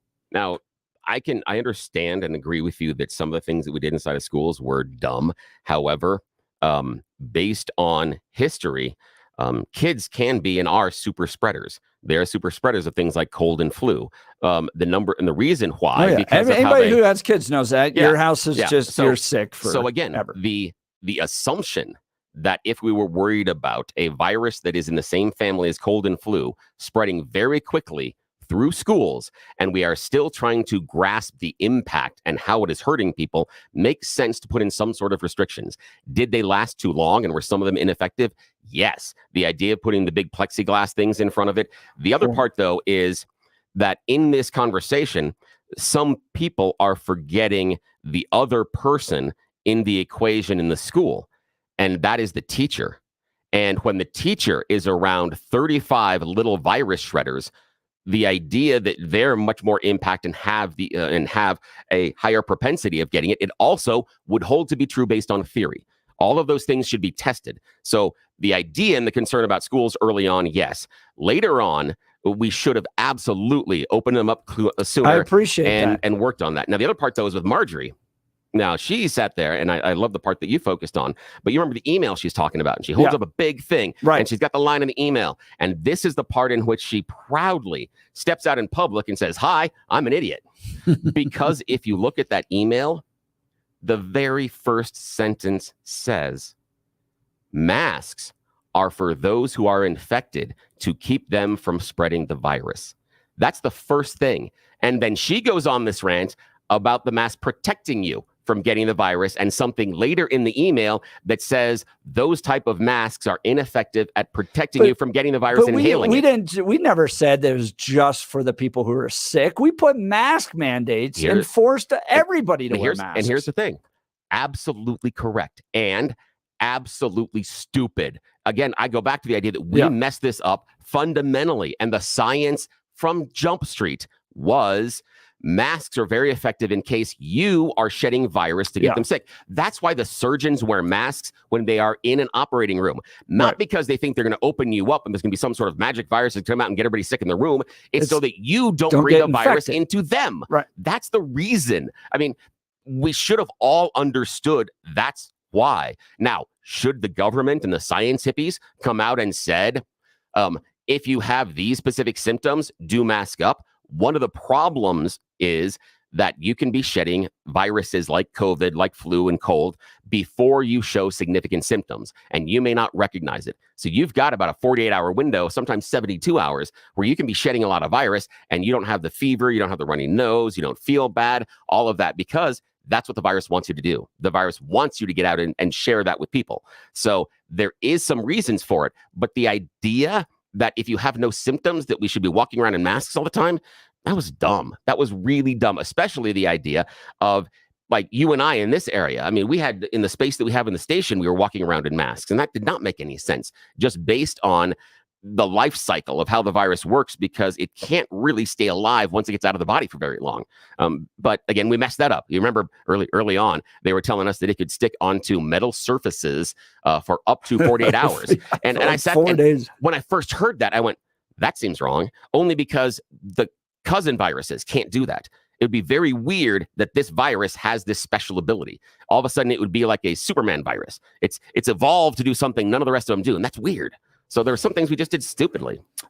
Phone calls starting to come in. We have one open line, 303-696-1971. What do you think of Dr. Fauci's testimony yesterday? What do you think of MTG? I want to talk to you about roll them out shelves. We've got them installed in our house, and they are fantastic. Yesterday, I was using them to find stuff in the back of the cabinet, stuff that I would have had to take out before, right? To reach back there, I can just easily roll them right out. I love roll them out shelves. Easily access your pots, pans, and other essentials, eliminating the chaos and increasing speed and functionality in your home. Joyce and Brent Tolliver, the mom and son dynamic duo, and they're leaving satisfied customers wherever they go. Listen to these 5-star reviews. I had put this off for so long thinking it was going to be so much more expensive. It wasn't. You can start the roll them out shelves transformation in your home for less than $1,000. When roll them out shelves efficiently organizes your space with sturdy Baltic birch shelves built right here in Colorado and guaranteed for life. Listen to this other comment here. The shelves are sturdy and made better than most I've seen. Very, very happy customer. Call for your free in-home estimate today. 303-475-9601. That's 303-475-9601 or rollemoutshelves.com. Be sure to tell them Jeff sent you. Rollemoutshelves.com. All right, let's go to Francis. Line 2, you're on the Jeff and Bill Show, News Talk 710 KNUS. Good morning, Francis. How are you guys? Good. How are you? Pretty good. Always room for improvement. That's my mantra. Yes, absolutely. You know, so I Marjorie Taylor Greene, you remember we've discussed in the past, politics is performance art. That's Marjorie Taylor Greene, and she's one of the ugliest human beings to exist in public service. She is so overtly bad. I mean, I can't. Doesn't she have staffers? Doesn't she have copywriters or somebody who can screen any of this? Or does she just do this on her own? Because the stuff she says, Billy points out, are very important. I mean, when you're dealing with, like, trying to attack Dr. Fauci on masks don't prevent some sort of ingestion or contraction of the virus, when the specific purpose of the mask was always to keep the medium in which it lives, which is spittle, from being spread out. It knocks it down, and that's it. But when the very email she's trying to tout says exactly that, and she's trying to make a point with Fauci over a mask, isn't she just, I mean, that's like ridiculously stupid. I just can't even stand looking at her. She's literally like a howler monkey. Francis, I got to ask you this. I mean, the frustration she's channeled, I think, is shared by a lot of Americans, because I go back to, we kicked moms with preschoolers off of airplanes because a 3-year-old did not want to keep a mask on her face. I mean, that was lunacy, the way we treated people around this stuff. And now she's got Dr. Fauci right in front of her for 5 minutes. And I think she channeled a lot of Americans' frustration right at him. I do agree. I do. And it was, look, maybe I went a little bit overboard, but there was a level of frustration that she was displaying that I can understand, because Billy's right. Here's the biggest danger of what happened with the pandemic, in my opinion, is that the next one is coming. We know that. This is not, we know there will be another pandemic, and it doesn't really even matter origin. We can sit there and say it was lab-based and got away. We can say it was, whatever, but one is coming. And it may be natural, it may be man-made, it may be anything. But the way we did not objectively sit back and take a look at how we handled things and say, you know what, that works. This one did not. This is science-based. That really isn't. Maybe we're doing a little bit of that now, and there's still a frustration hangover from the pandemic. Yeah. But the biggest problem I see is that we're not going to be ready for the next one, because we can't actually step back and look at what worked and didn't work. Francis, great. I appreciate the point. I really do. That's at the end of the day, that's going to be the biggest challenge we face, is we've got to pass something on to our children and grandchildren about how to deal with this. And we're still at each other's throats over it. Francis, great call. I really appreciate it. Look, is your student ready to live out their faith and prepare for their future career? For over 100 years, Colorado Christian University has been educating the next generation of Christian leaders in a distinctly Christ-centered community. CCU is the premier interdenominational Christian university in the Rocky Mountain region. They offer world-class education, ranking in the top 2% of all colleges nationwide for their rigorous academics. Students can choose from over 100 undergraduate programs ranging from psychology, entrepreneurship, theology, and engineering to their nationally acclaimed nursing and education programs. CCU cultivates real faith that equips students in all areas of life. Their small campus and Christ-centered community set CCU apart. At CCU, students are known by name, not by a number. Professors are mentors, developing students spiritually and professionally. No matter what degree path they choose, your students will graduate from Colorado Christian, ready to impact the world with grace and truth. To learn more and apply, go to ccu.edu/apply. That's ccu.edu/apply. We'll continue with Ron next. You're listening to The Jeff and Bill Show. News Talk 710 KNUS. At this hour in Rome, I'm Giles Gibson, and here are the top stories we're following.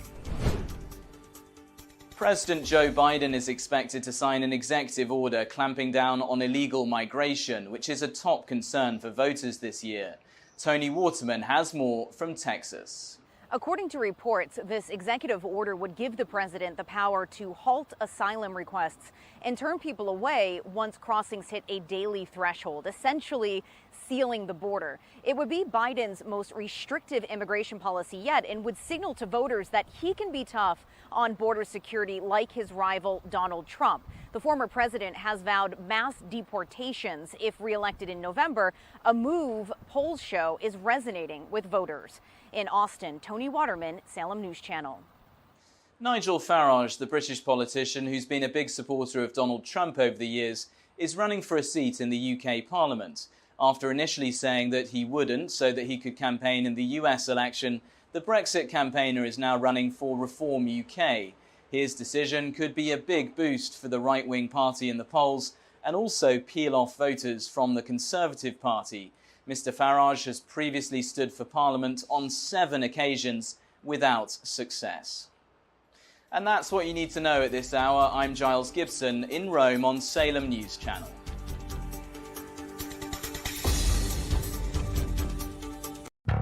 Want to take your favorite radio station wherever you go? Now, there's an app for that. No matter where you are, stream your favorite shows. Tap the app to listen to podcasts, text message your favorite local hosts, call the show, get the latest headlines, and enter contests to win prizes. All in the palm of your hand. Available now for iOS and Android devices in the App Store or Google Play. And best of all, it's free. Download today.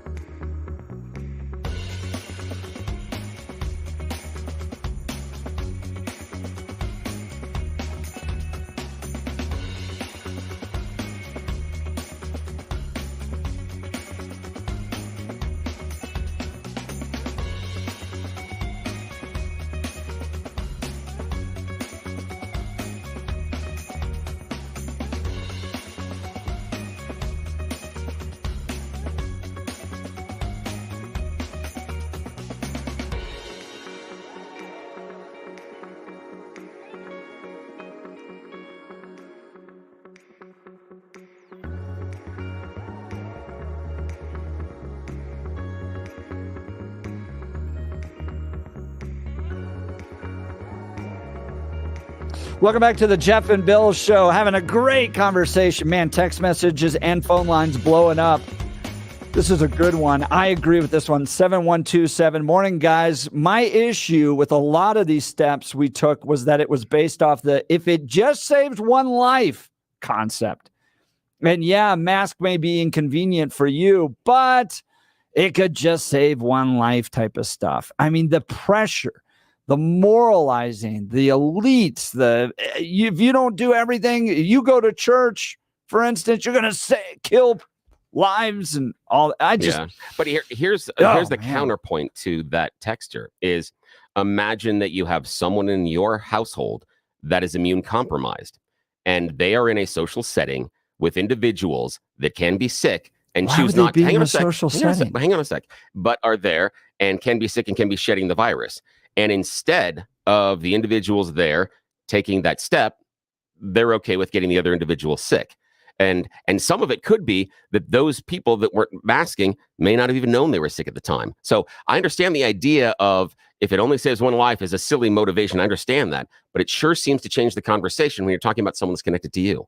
You would be very upset if someone nearby could take a preventative measure and didn't, and one of the people in your family ended up dying, regardless of the situation, if it's a virus or anything else. So I agree with the point, but we should also add a little perspective to it as well. Let's go to Ron. You're on the Jeff and Bill Show, News Talk 710 KNUS. Good morning, Ron.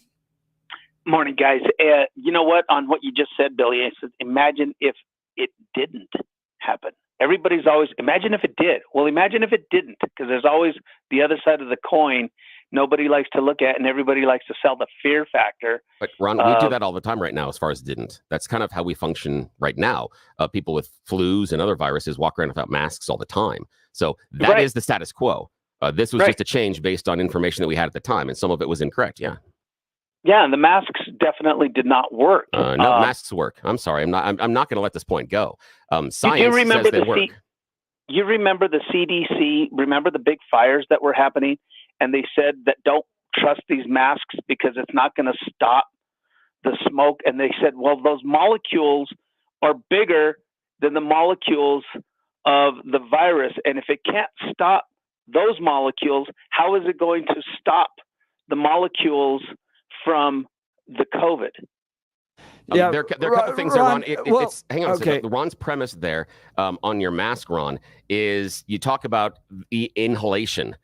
The masks, as again, the email that Marjorie Taylor Greene was pointing out and trying to bash Fauci with, said the masks were there to spread someone who was infected from spreading the virus. That's the purpose of the mask. It wasn't to prevent you from breathing in the virus. Yeah, it was to prevent you from mandates. The mandates at the end of the day is what got me. Ron, thank you. I appreciate it. All right, we got You Choose the News coming up. You're listening to the Jeff and Bill Show. News Talk 710 KNUS.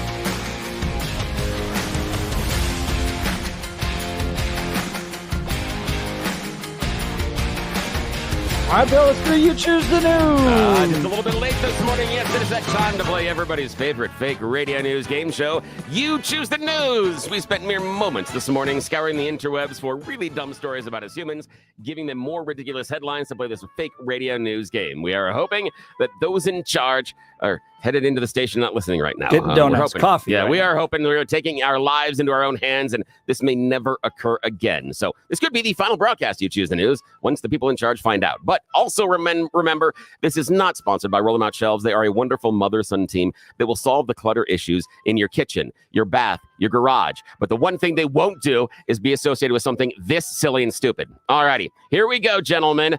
Blake Olson joining us from the newsroom. Here are your choices. Headline number 1, personal brewery. Headline number 2, advertising works too well. Headline number 3, keep your clothes on.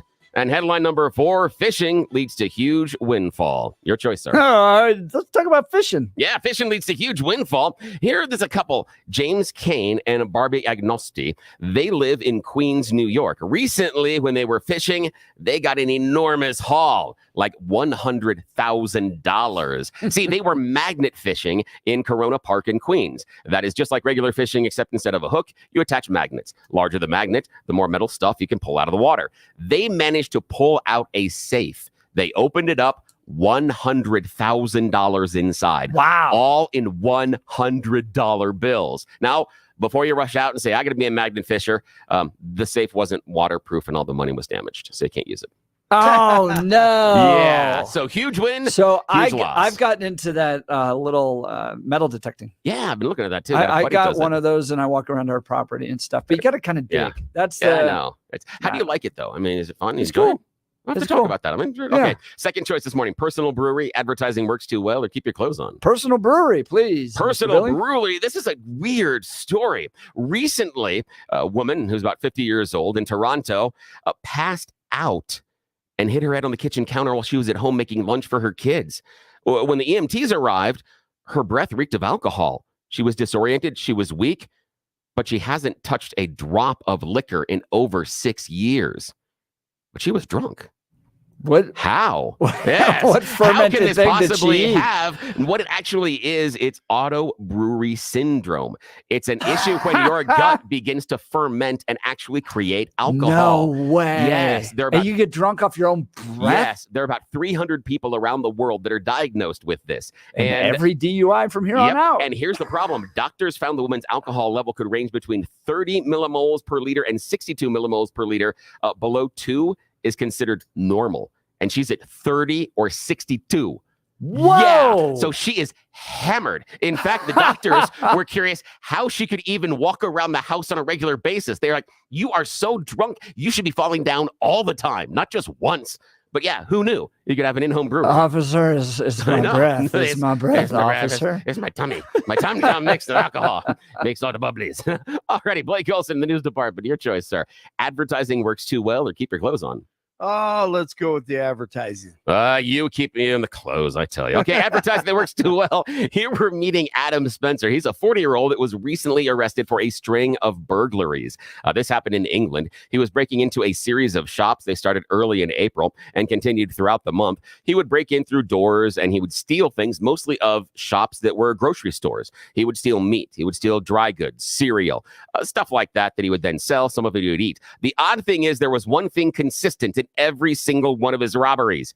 He took a whole heck of a lot of Pringles. In fact, by the end of the robbery, he had amassed more than 17 tubs of Pringles. So he had cases of Pringles. This sounds like some of my college buddies. Yeah, now when he was arrested, the cops asked him why, and he goes, well, once you pop, you can't stop. Yeah,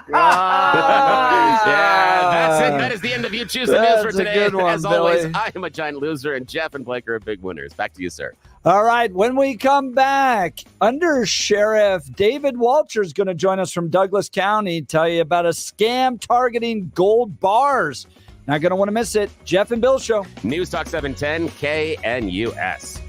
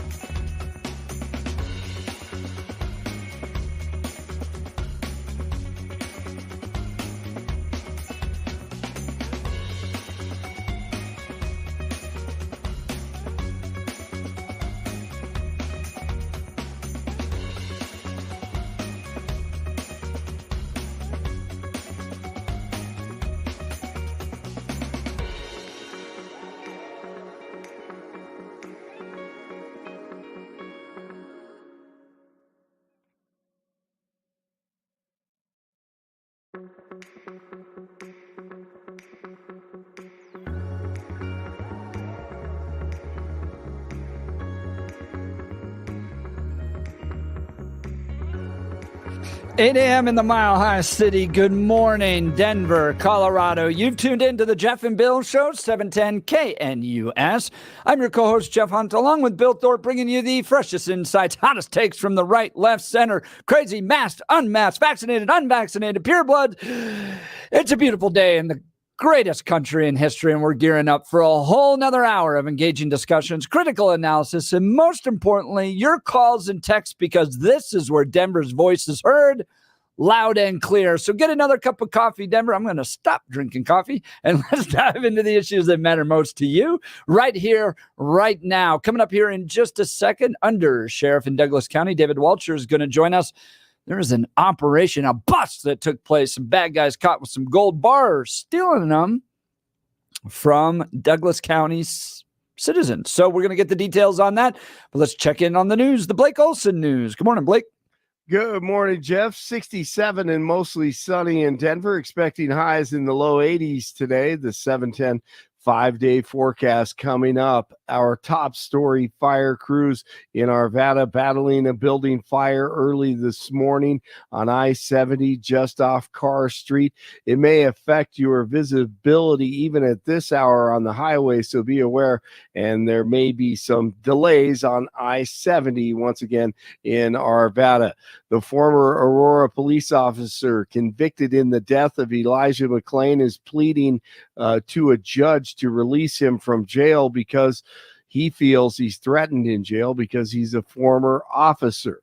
Median Holmes, a community advocate who sat through the majority of the trials alongside McClain's mother, says the motion is hypocritical. It has nothing to do with your environment while you're not sleeping.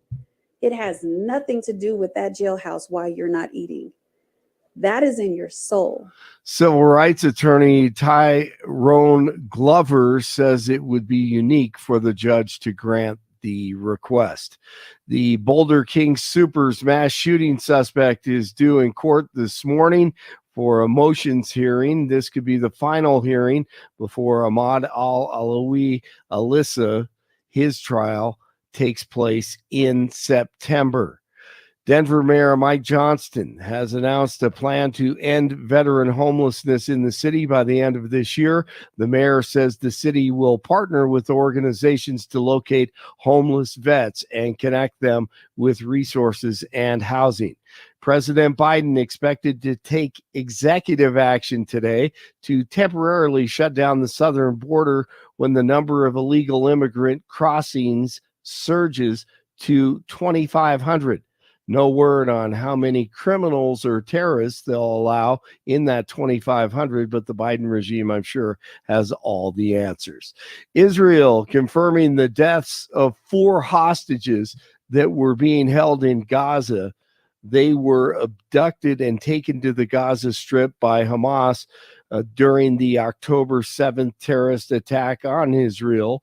The Siegel family survived their horrific and traumatic experience and spoke to ABC. They were with people that pray to Allah, and then they want to kill us. They starve us, and they didn't give us food while they ate in front of us. We had to beg them for water. And we've got college students out flying Palestinian, quote unquote, flags on campuses. Hey, Blake, got a question for you. Yes. The person, the people that are protesting out there on the colleges, I just got an idea. I'm just spitballing here, man. I love it. Do we think that maybe we could ask for a trade, that we could take the hostages that are being kept by Hamas right now and just offer one of the protesters in exchange? They keep the hostage. You still get your leverage, but now the protesters get to go and hang out with the people they seem to support so much. Again, I love it. It's just an idea. I'm just kind of, spitballing here. I'm not sure. I think maybe we should try that. Be good. Yeah, we'll have to have a meeting after the show. Yeah, see if we can do this. I think maybe instead of the NBA draft, we can do that and work out some trades and drafts, and we'll do that on that day that we have the NBA trade. I would also like to trade. I'll take all the crazy leftist commies who live in this country. Yeah. Okay. And I'll trade them for a family of 4, and then, times about, I don't know, 1 million for all the lefties in this country, for Catholic families with great values who are willing to work. I'll make that trade as long as I Just trade. stop making so much sense. Get on with the news. This is silly. You can't do this. Stop that. All right, let me stop. A jury has been seated in Hunter Biden's federal firearms case. 12 jurors and 4 alternates were selected in a Delaware federal courtroom Monday.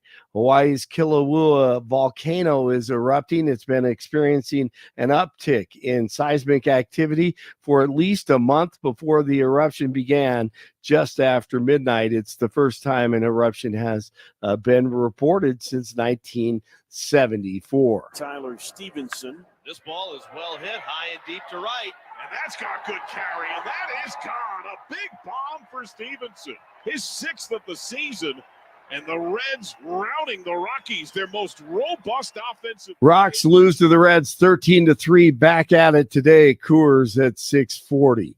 64 in Lone Tree, 61 in Superior, 67 in Denver. Jeff and Bill continue on Tuesday morning. Blake Olson, News Talk 710 KNUS.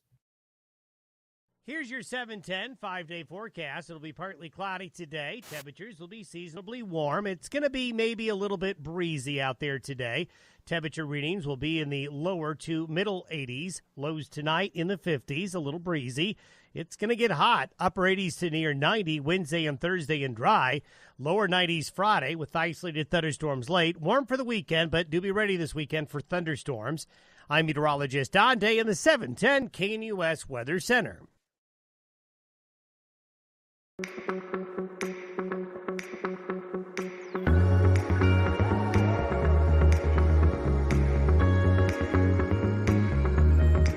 Well, the boys and girls in blue in Douglas County putting some bad guys behind bars for stealing bars. Joining us on the Jeff and Bill Show is David Walcher.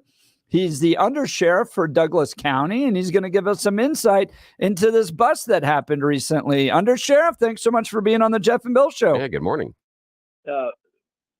It's great to be here. Sheriff Weekly, as you know, couldn't be here, but I'm happy to speak with you guys today.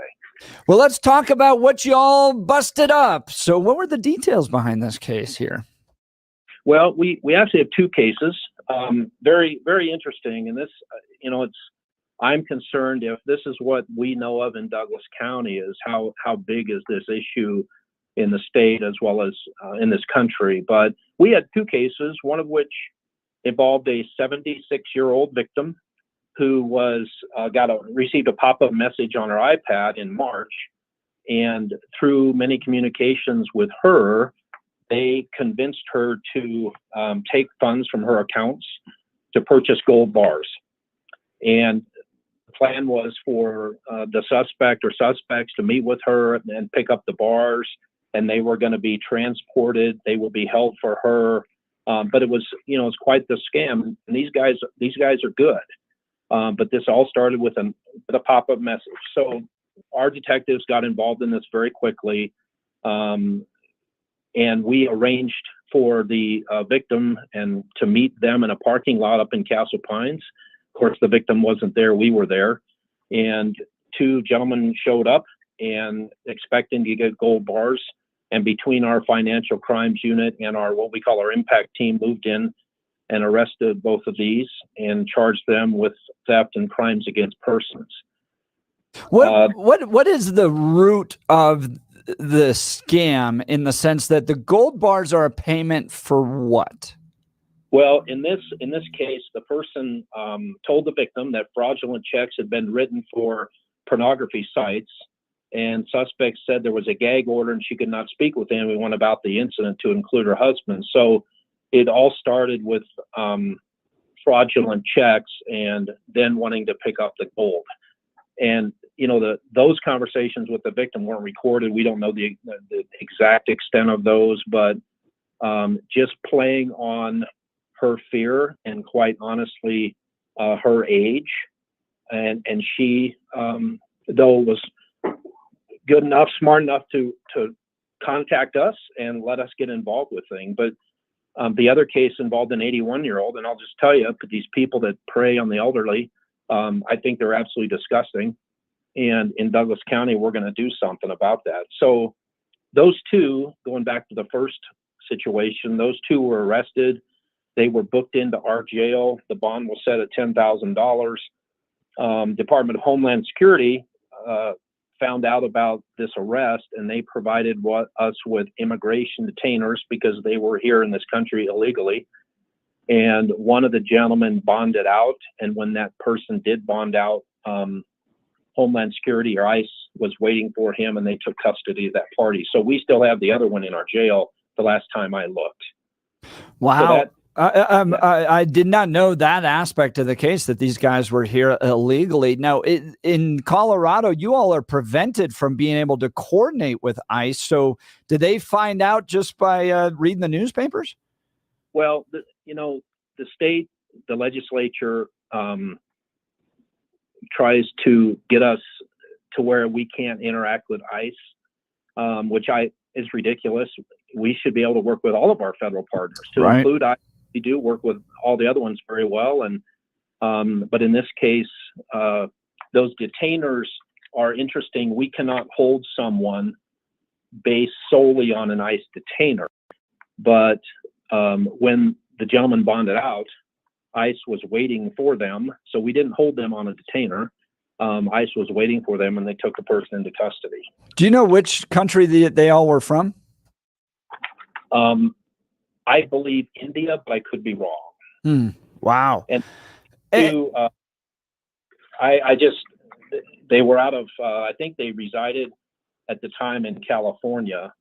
So I don't know when they came out from California for this scam, but I think they were out of California. And the other one, if you want me to go talk about the other case a little bit, please. It's even a little more interesting. That victim was 81. And similar scam, although these are not related that we know of, but this woman actually purchased, again, a ruse to try to get her to purchase gold bars, but she actually purchased $429,000 in gold bars. Wow. And dropped them off to a man in a black SUV in a parking lot, Littleton. And this woman, smart enough to, maybe she was thinking this doesn't seem right, but she did write down the license plate number, and we immediately got involved when we got notified. And I'm glad we did, because time is of the essence, in this type of case. I mean, they've got physical gold, $429,000 in gold. And our detective was absolutely relentless. And he found out about the party's travel and how he was traveling. And we contacted the Illinois State Police, and who did find the person, detain that suspect, and they actually recovered out of that car $1.1 million in gold bars, which included the gold bars from our victim here, as well as over $700,000 of gold bars probably obtained from other victims. And we've identified another victim in Kansas City that was a victim of the same, that had those gold bars that the suspect had in the custody, came out of Kansas City. So an incredible bit of police work. And we actually physically recovered the gold bars that were scammed out of at least two victims. So again, our detective was incredible. And this is a great message. We've put this out on social media. We've had over 40,000 people reached on Facebook. The video on it's been looked at by over 13,000. On Twitter, we've had over 40,000 people watch our video about this.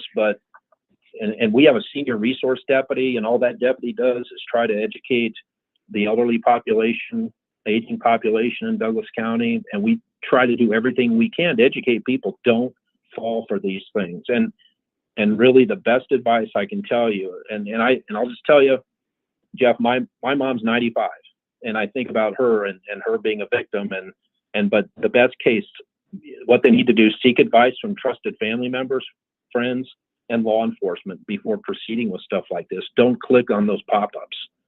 Now, David You know? Walcher, Undersheriff of Douglas County, joining us, talking to us about a scam that is targeting senior citizens here in Colorado and elsewhere in other states, doing some fantastic police work. Can you once again, for people that are joining us a little bit later, walk us through slowly what the scam is? How are they approaching their victims? What are they asking for? What are the victims doing? And how do you protect yourself? Well, the scam is the pop-up message on an iPad or computer, and they direct a person, prevent her from using the computer in this case. The message directed the victim to call a cell phone number. She called the number. She was told she's being forwarded to a bank fraud department and spoke with a quote agent, Richard Parker. That's the name that was used in this case. And he said he had a badge number and all that, but he told the victim that fraudulent checks had been written for pornography sites. And he said there was a gag order, and the ruse is you need to buy these gold bars so we can ensure that you're not being further victimized by anything. Yeah, which is weird. That's a weird one. I don't know the exact verbiage of the conversation, but I'll tell you these guys are good, and they're again, you've got in our cases a 76 and an 81-year-old who were victims to this, and so don't respond if it's too good to be true. Don't respond to things that come up on pop-ups. Never keep anything a secret. Don't allow strangers remote access to computer or bank accounts. Yeah, and David Walcher, the Undersheriff of Douglas County, there are some big red flags that we can offer to listeners out there that may be in that demographic or might have friends or family members in that demographic and where they've targeted scams. The first thing is you have to understand the scam is going to try to set a time limit because pressure is enhanced when you're working off of a timer. So they're going to say that you need to do this now because we have to do the fraud. We have to do this, or something is happening with whatever account it is, could be IRS.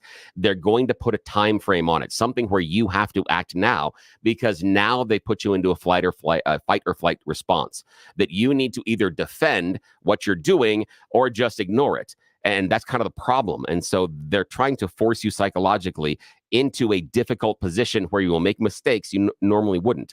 Also, I like your idea of the pop-up. One of the easiest things anybody could do is, one, ignore those pop-ups, but two, hover your cursor over the link.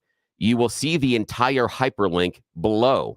And if that hyperlink doesn't look like something and is way too big, it's probably not real. NigerianPrince.com. Exactly it. Or if it says something like, this is your bank, Wells Fargo, and you hover over that link and it says something completely different. Doesn't even have Wells Fargo in that webmail address. That's a huge problem that you need to avoid.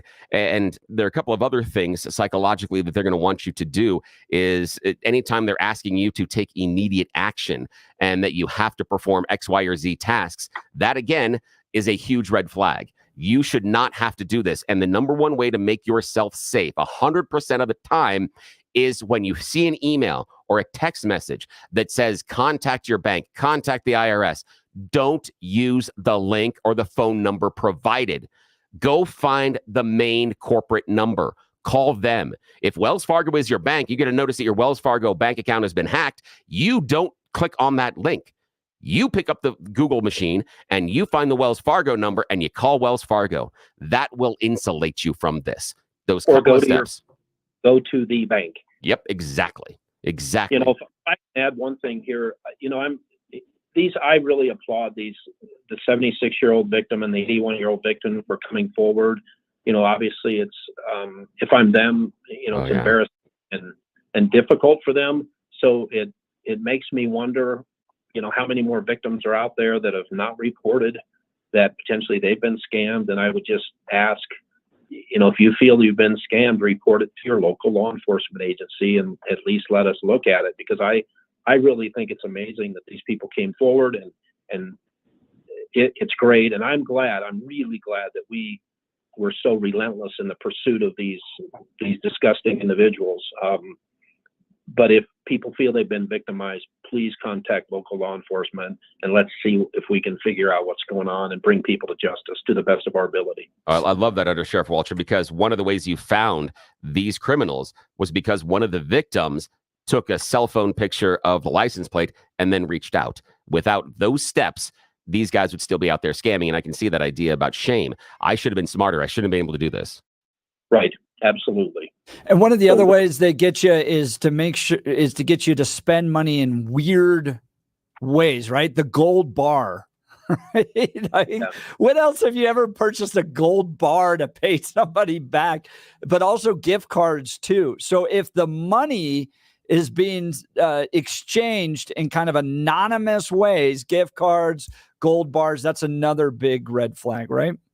It is. Just if it sounds too good to be true, or like you guys said, I mean, if they're so in so much of a hurry to get something done, just back away and contact family, friends, and law enforcement. Don't get sucked into these things. Undersheriff David Walcher, the boys and girls in blue doing great work in Douglas County. Please extend all of our appreciation to them. We back the blue on this show, and we're proud of you all. So thanks again for being on the Jeff and Bill Show. Thank you so much. Thank you. We're trying to keep Douglas County safe. Thank you. Oh, appreciate the time. That was fantastic. Sheriff David Walcher, and them busting them up. I had a scam thing. I've told you about this off the air. I don't think I've discussed it on the air, but I had a scam incident in my immediate family. And it was only because of the grace of God that my oldest son was at my mom's house at the time.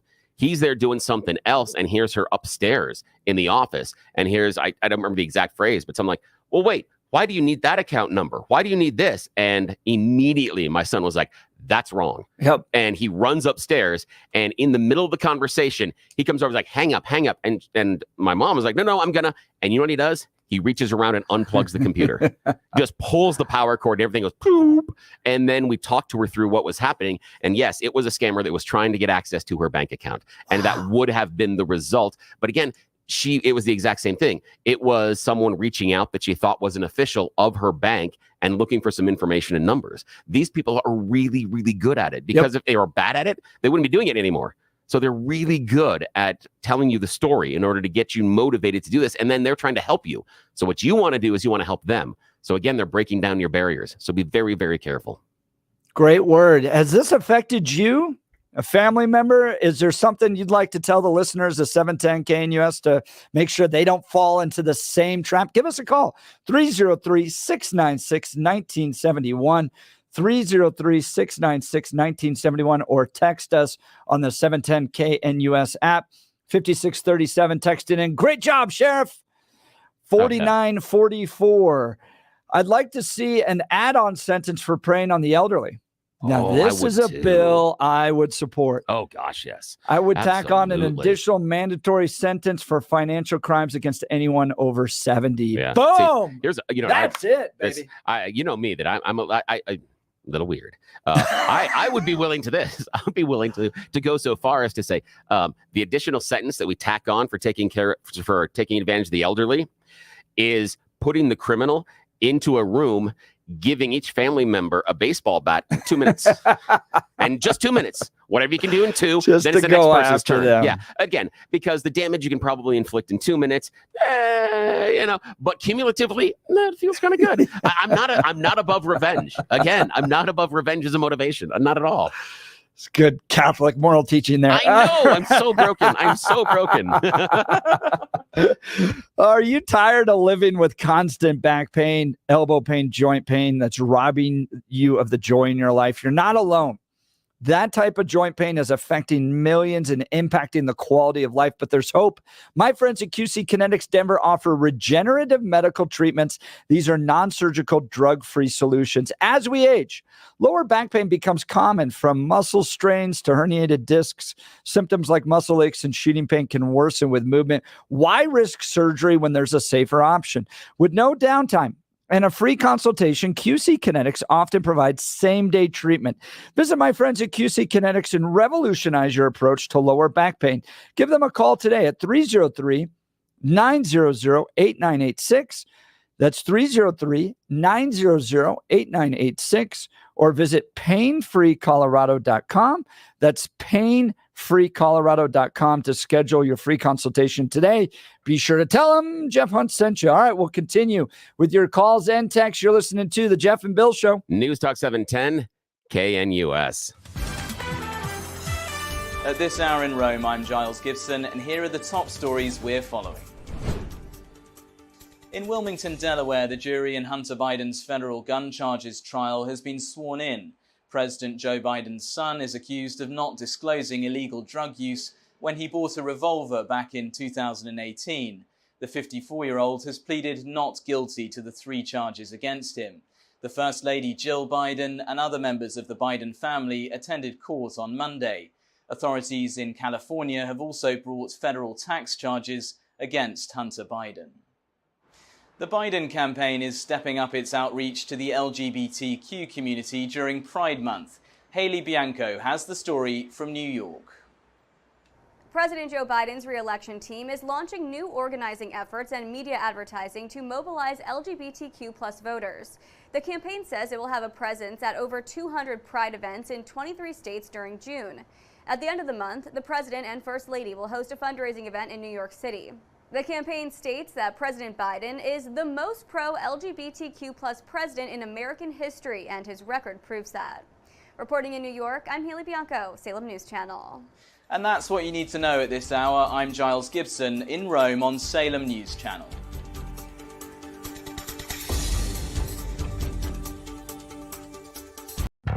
Want to take your favorite radio station wherever you go? Now, there's an app for that. No matter where you are, stream your favorite shows. Tap the app to listen to podcasts, text message your favorite local hosts, call the show, get the latest headlines, and enter contests to win prizes. All in the palm of your hand. Available now for iOS and Android devices in the App Store or Google Play. And best of all, it's free. Download today.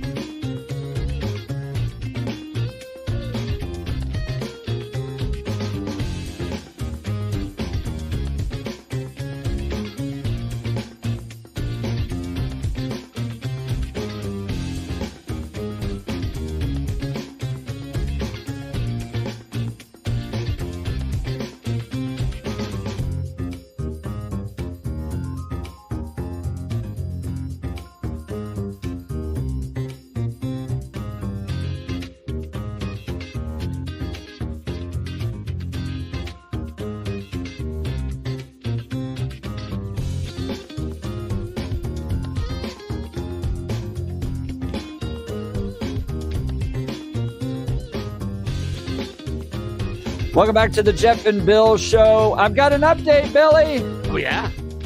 What? Do you remember that guy that got busted when he zoomed in to virtual court for a hearing for suspended license? Yeah, he was driving to have the suspended license and then bragged about the fact that he's parking his car.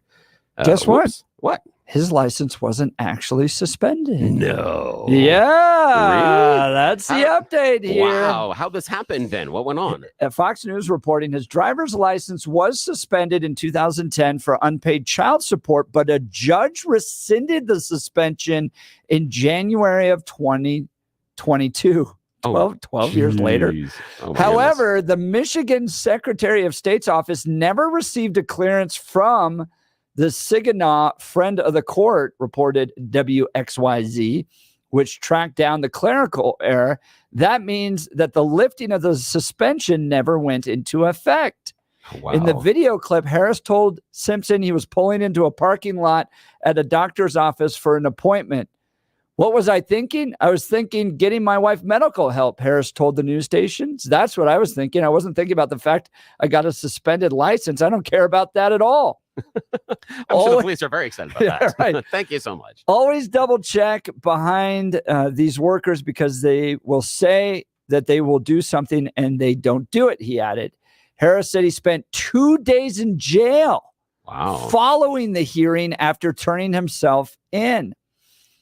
Kayla Crane, deputy legal director for the Michigan Secretary of State, told the news station that the process to get a driver's license reinstated can be a complicated process.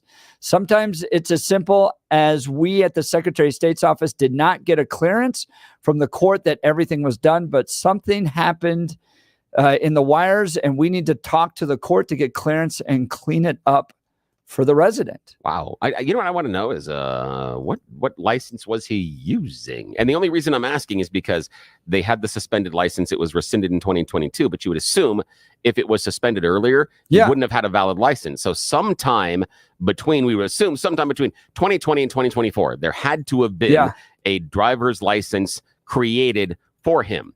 And it didn't pop up as being suspended or not, or is he just walking around no license? And he's just no license. Probably walking around with no license. That's what I'm worried about. And so the idea that he's like, oh, this is horrible that I spent 2 days in jail and I didn't really have a suspended license. But if you didn't have the little plastic thingy with your picture on it, you didn't have a license to begin with. I mean, you shouldn't be getting behind the wheel of that car to begin with, regardless of the status of your license. That video went everywhere. Yes, it Talk did. about how just out of nowhere you can become a viral sensation. Oh, I know. And the funny thing is, it is the number of people that will hear this part of the story versus the number that saw the other part of it is a fraction. He's going to be the driving suspension guy forever now. Yeah. Some good text messages coming in from our friend, Mr. Manning. Jeff, those gold bars is how Democrat Senator Robert Menendez gets paid. Yes, he does. Yes, he does. Still my favorite thing, Eric, on that one is the Menendez had he had the cash sewn into the jacket that he wears often on the floor of Congress. I'm like, wow. Is that like the ultimate gangster thing? Is. Where you're like, I'm embezzling money, I'm paid off, I'm being bribed, and I sew it into my jacket. The other part is the fact that it's not just a jacket that hangs, in the back of the closet. It's one that he wears regularly. And I'm like, in what world do you think you're going to be in a situation wearing the jacket you normally wear in Congress and you're going to need a large amount of cash real quickly? I have so many other questions about what was going on. Bribe the January 6 riders to not hurt you. Gold you bar never Bob. know. What are you going to do? Exactly. What are you going to do? Other text messages, 5311. During the previous, at the top of the hour, we spoke about a scam in Douglas County where the sheriff had broken it up, where they were convincing elderly people to pay in gold bars. Text message here. I know that dating sites and social media is really, really bad for this kind of scam. Yeah, really Catfishing. Yeah. There's a lot of them that go through and they try to get you to do something. And, we only have this. Or there's something called, and I don't remember what it is in the scam. And the texture's right about dating sites and those type of get to know you sites, that it's basically kind of a long game. And there's a name for it, but they are slowly trying to bleed you dry. It's not catfishing. No, It's different. Catfishing is where you try to romantically, and you're pretending to be someone else. This is one where it's you and I. It could be a friendship, or it could be something romantic. And then I say, "Ooh, I'm having a little bit of problems with this money here, and it's in something small." And you're like, "Oh, I can cover $100." And then later on, $1,000. Later on, $2,000. And later on, larger amounts of money and larger amounts of money. Hunter Biden. It sure could be. Especially with his benefactor right now. Benefactor. That buy is this the fact piece that of he's art. selling that art. Buy Yeah, this. seriously. It's not even art. It's just God. Bless America. To that point, Bill, here's a good Yeah. text message, 4944. My mother-in-law always gets calls from scammers pretending to be her grandchildren, asking for money, saying it's an emergency. Yeah. I told her when the scammers called to say, "Oh, my grandson, I've been waiting for you to call. Did you finally get out of prison? I'm still waiting for you to return all the money you stole from me last year." That is And perfect. usually they hang up right away. Oh, that is perfect. That is wonderful. The other one that I would suggest would be, my grandson died last year. I mean, just kind of like, is this you? I really play with them. I play with them all the time when they call and, update warranty, new roof on the house. I mean, one was the other day they called about, they want to get you into a a lawsuit. Yeah. In a car accident. Were you in a car accident recently? Hey, yeah. In the last 2 years. And, and then I go down a long sob trail of losing my arm in a car accident and all that stuff. Just because I know if they're talking to me, they're not scamming other people. Exactly. That's kind of the reason. Yeah. Because again, it's return on investment and their time. So the more time that you eat up out of their day, the fewer amounts of minutes they have to scan somebody else. Absolutely. So, Bill, I don't want you to worry, though. Oh, no, what? Because their ability to vote has been protected. Oh, good. Colorado. Headline out of NBC News. Colorado will offer in-person voting behind bars in November. Oh, that's weird. Governor Jared Polis signed a first-of-its-kind bill that aims to make it easier for incarcerated people awaiting trial or serving time for misdemeanors to vote. Because we really care about their opinion. Jeez. Colorado Governor Jared Polis signed a bill into law last week mandating that election officials bring voting services to county detention centers and jails for statewide general elections. The statewide program is the first of its kind, as only a handful of prisons around the country offer in-person voting to eligible residents. Implementing the measure, which Polis signed Friday, means about 61 jails and detention centers across Colorado will offer in-person voting for the November election, according to Jack Todd, a spokesperson for the Colorado Secretary of State.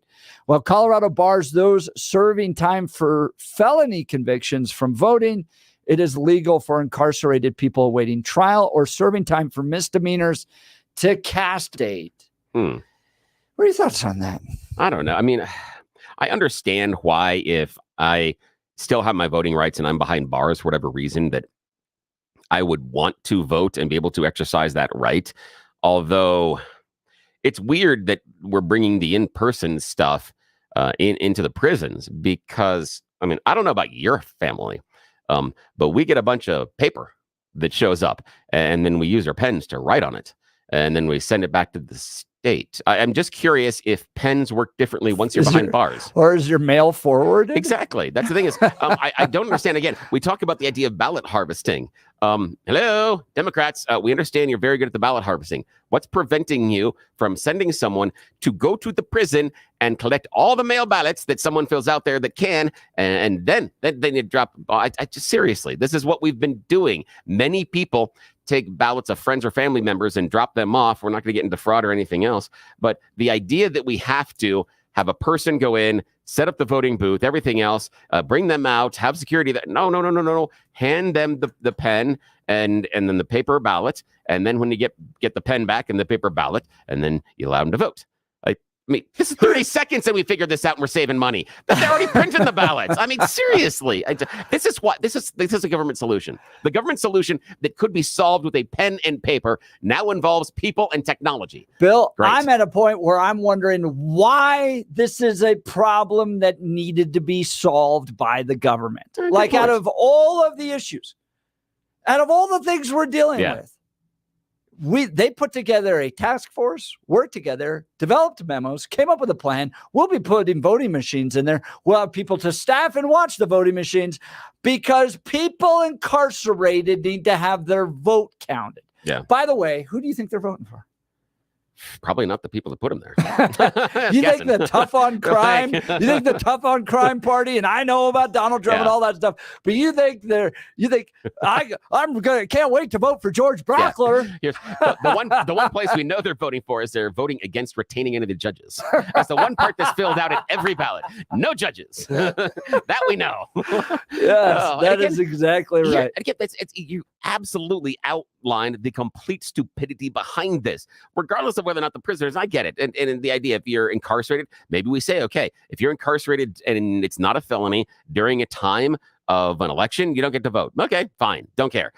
That's good. And I understand the extra effort to make sure these people can exercise that right. However, as Jeff outlined, task force, meetings, lots of money spent in something that he and I solved in 30 seconds with a pen and a piece of paper. Why there was more than one meeting and the meeting lasted more than 15 minutes ever discussing this issue, I don't understand. Somebody's taken money from us that they shouldn't have.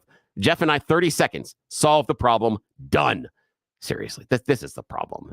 But again, those people that are in the Gold Dome that are there, mayor's office, they try to solve the problem. They're not trying to solve the problem. This is an absolute Timmy Epps type of idea. Oh, absolutely. The abolitionists, the kind of we hate prisons. You shouldn't go away at all. Just, the reason you steal is because you're hungry type of crap. Yeah. And we got to create an entirely new system and make it more expensive and difficult in order to make sure that you exercise your rights in a way most of us in the state all don't already, because we don't show up at the machines. We do the mail-in ballots, and I don't know. Again, maybe pens work differently in prison. Maybe they just stop working when you go through the bars or something magical that I'm unaware of. To the Democrats' credit, and this is why they win elections, and because they are smarter than Republicans when it comes to operations. As I pointed out, they ain't voting for Republicans. Yeah. They're not voting for George Brockler. They're not going after the tough on crime Republicans. So the Democrats have found another way to make sure that a portion of their constituency, no judgment upon Democrats, that criminals are part of your constituency, but they have found another way to make sure that they add a little bit to their numbers. They pad a little bit to their side. Yeah, I would agree that this is a little bit of padding, and padding that is probably unnecessary. I thought that the solution, and of course, the solution costs more money and is stupid. I mean, it just pen, paper, mail-in ballot, done. Again, the meeting shouldn't have been 5 minutes. Bill's really fired up I'm really about mad that. about this because I know this process and how much crap and BS and bureaucracy they have added into something that should have been elementary simple. What do you think about this? NBC News reporting Colorado Governor Jared Polis signing a bill last week mandating that the election officials bring voting services to county detention centers and jails for statewide general elections. Is this a good idea? Are we helping rehabilitate, reminding people that they are part of our community, even if they are incarcerated? We want them to be a part of the direction of this community. Or this is just another crazy use of government funds, energy, money, and this is an effort by Democrats to make sure they get more votes in the ballot box. By the way, I would like to know how long this takes for them to count. Is this like the military ballots that always get added in 2 weeks later? Dale, and I think you're right. Something about how they're trying to goose some of the numbers, because one of the things you said right there in your analysis was 110% correct about the idea that these are individuals that have broken the rules that we have in society. Mm-hmm. And because of that, they have been removed from our society for a variety of reasons for a temporary amount of time. Yep. If those people that are breaking the rules of the society, how important are their voices necessarily in the governance of that society? considering you already don't follow the rules that we have put up in the first place. So I like the idea that maybe when you're in the prison during an election, maybe you don't get to vote. Maybe we just say at this time, sorry, this is what happens. Julie Gonzalez directly answers that question. Ooh, really? Yes. One of the things that we heard from people who had previously been incarcerated was that being able to weigh in on these elections was so important for them to remember that even though they are navigating the criminal legal system, they are still a member of a community, a citizen of Colorado, and they still had rights and obligations. Now, see, if it's before trial, I can side with her. You're right. But if it is post-trial and we're in jail for even if it's a misdemeanor and we're in jail for it, I'm sorry. And again, I don't think the numbers are going to be that significant that we're robbing large portions of society from their voice. But okay. Bill Cure fan here. This is a text message. Hey. At least if Trump gets shipped to Colorado to serve his sentence, he can vote for himself. I was thinking that too. I was like, Trump needs to move here so he can vote. That's what he needs to do. But if you have a felony, you can't. It doesn't apply to felons. Well, here's the thing. If you don't tell the Democrats that Donald Trump would be moving here and voting, I bet they'll change the rule here. I bet we could get them to change it so felons they put them in Supermax? Yes. Oh, God. All right. Put it past them. Speaking of problems, if you are dealing with a problem, Dan Capla's Law is who you've got to call. I've known Dan for decades. Dan is pro-life, pro-family, pro-America. He is with us on our values. That matters because who you choose to represent you says a lot to everybody else involved in the injury case. Dan Caplis is the son of a police officer. Dan is also a former seminarian. Dan has dedicated the last 40 years of his life to helping people who are hurt in serious motor vehicle crashes. Dan is believed to be the only lawyer in Colorado history to win 5 straight multi-million-dollar verdicts in Colorado crash cases. Dan is also believed to have won the largest truck crash verdict in Colorado history. Dan Caplis Law is the official law firm partner of the Denver Nuggets and the Colorado Avalanche. Dan Caplis Law is a serious firm for serious cases. Dan accepts righteous injury cases on a percentage fee basis so that he can represent good people from all walks of life without regard to ability to pay. If you need Dan's help, give him a call. 303-770-5551. That's 303-770-5551.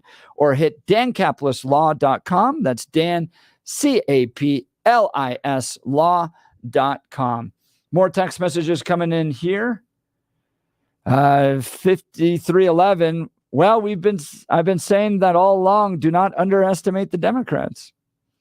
I do appreciate the engagement of Republicans this year, particularly turning point in voter registration, turn out the vote, and ballot harvesting. Those are the new rules. And Republicans, I was one of them. Yeah. Last cycle that was like, I'm going to vote in person. Yeah. And when I knew that we were going to lose big is when I went to go vote in person. And you saw no in line. Kiowa. Yeah. And I was the only person there. Yep. That's a problem. Yeah. I was the only person. I'd walk down and I was I know. Really? Republicans and a Republican. It is so Republican out there in Elbert County. They don't even run Democrats. Yeah. And for office, and it was so Republican. And I was the only one. I was like, we're never going to put the genie back in the bottle on this. No, mail-in voting is too convenient to ever say you want to line up. Man, that's the issue. And I understand people saying, well, we all need to do it and we need to have a day off. And one, do you think your employer is going to give you an entire day? 2, based on the size of the population, how long are you willing to stand in line to vote on election day? Yep. And everybody goes, oh, it's my right and my cut this. And I know, but there are times when you're standing in line to get into a Broncos game and we are fuming and we paid for the right to get in there. Some people pay a lot of money to go to an event that you enjoy and you're in a line and you're still mad about it.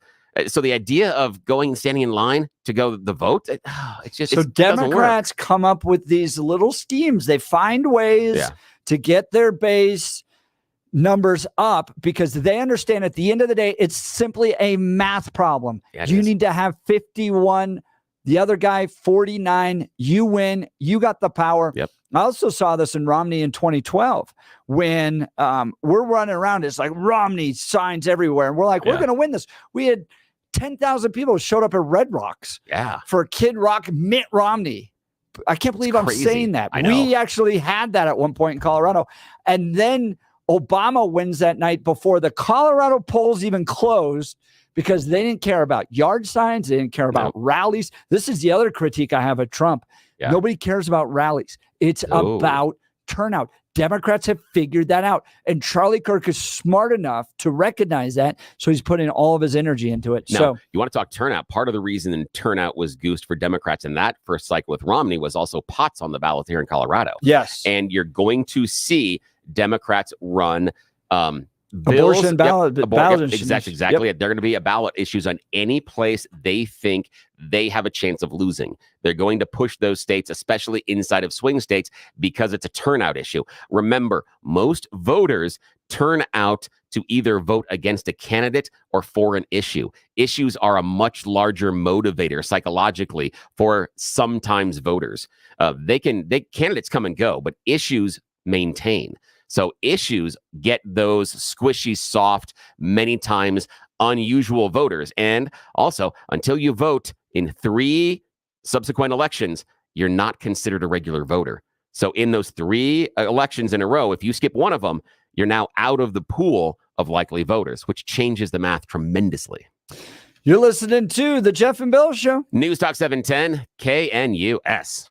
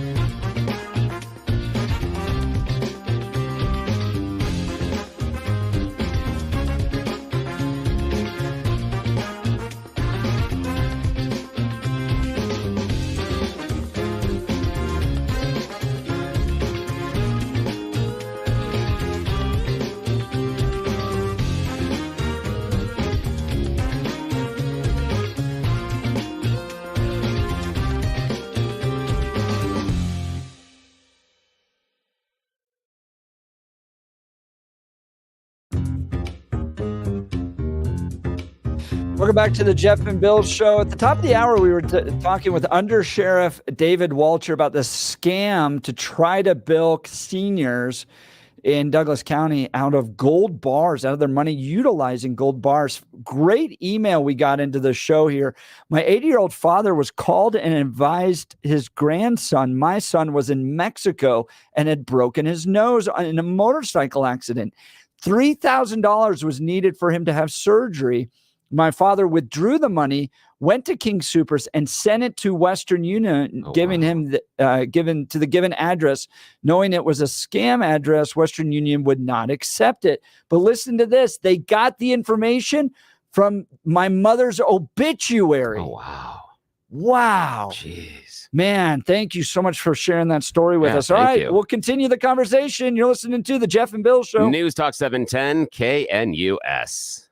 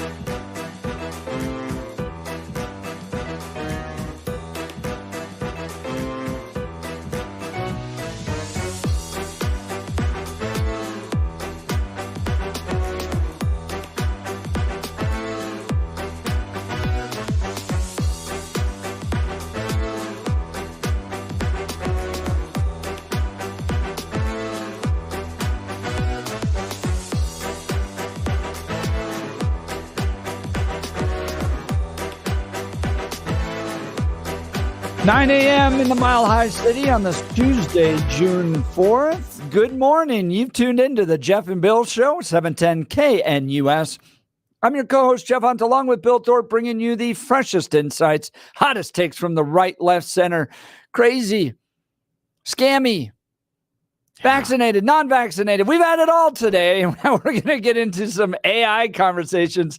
Someone needs to convince to me how this is a threat, because I don't see it. AI, all really? right. It's a beautiful day in the greatest country in history. We're gearing up for a whole nother hour of engaging discussions, critical analysis, and most importantly, your calls and texts, because this is where Denver's voice is heard loud and clear. So grab your coffee, Denver, and let's dive into the issues that matter most to you right here, right now. All right, let's check in on the news, the Blake Olson news.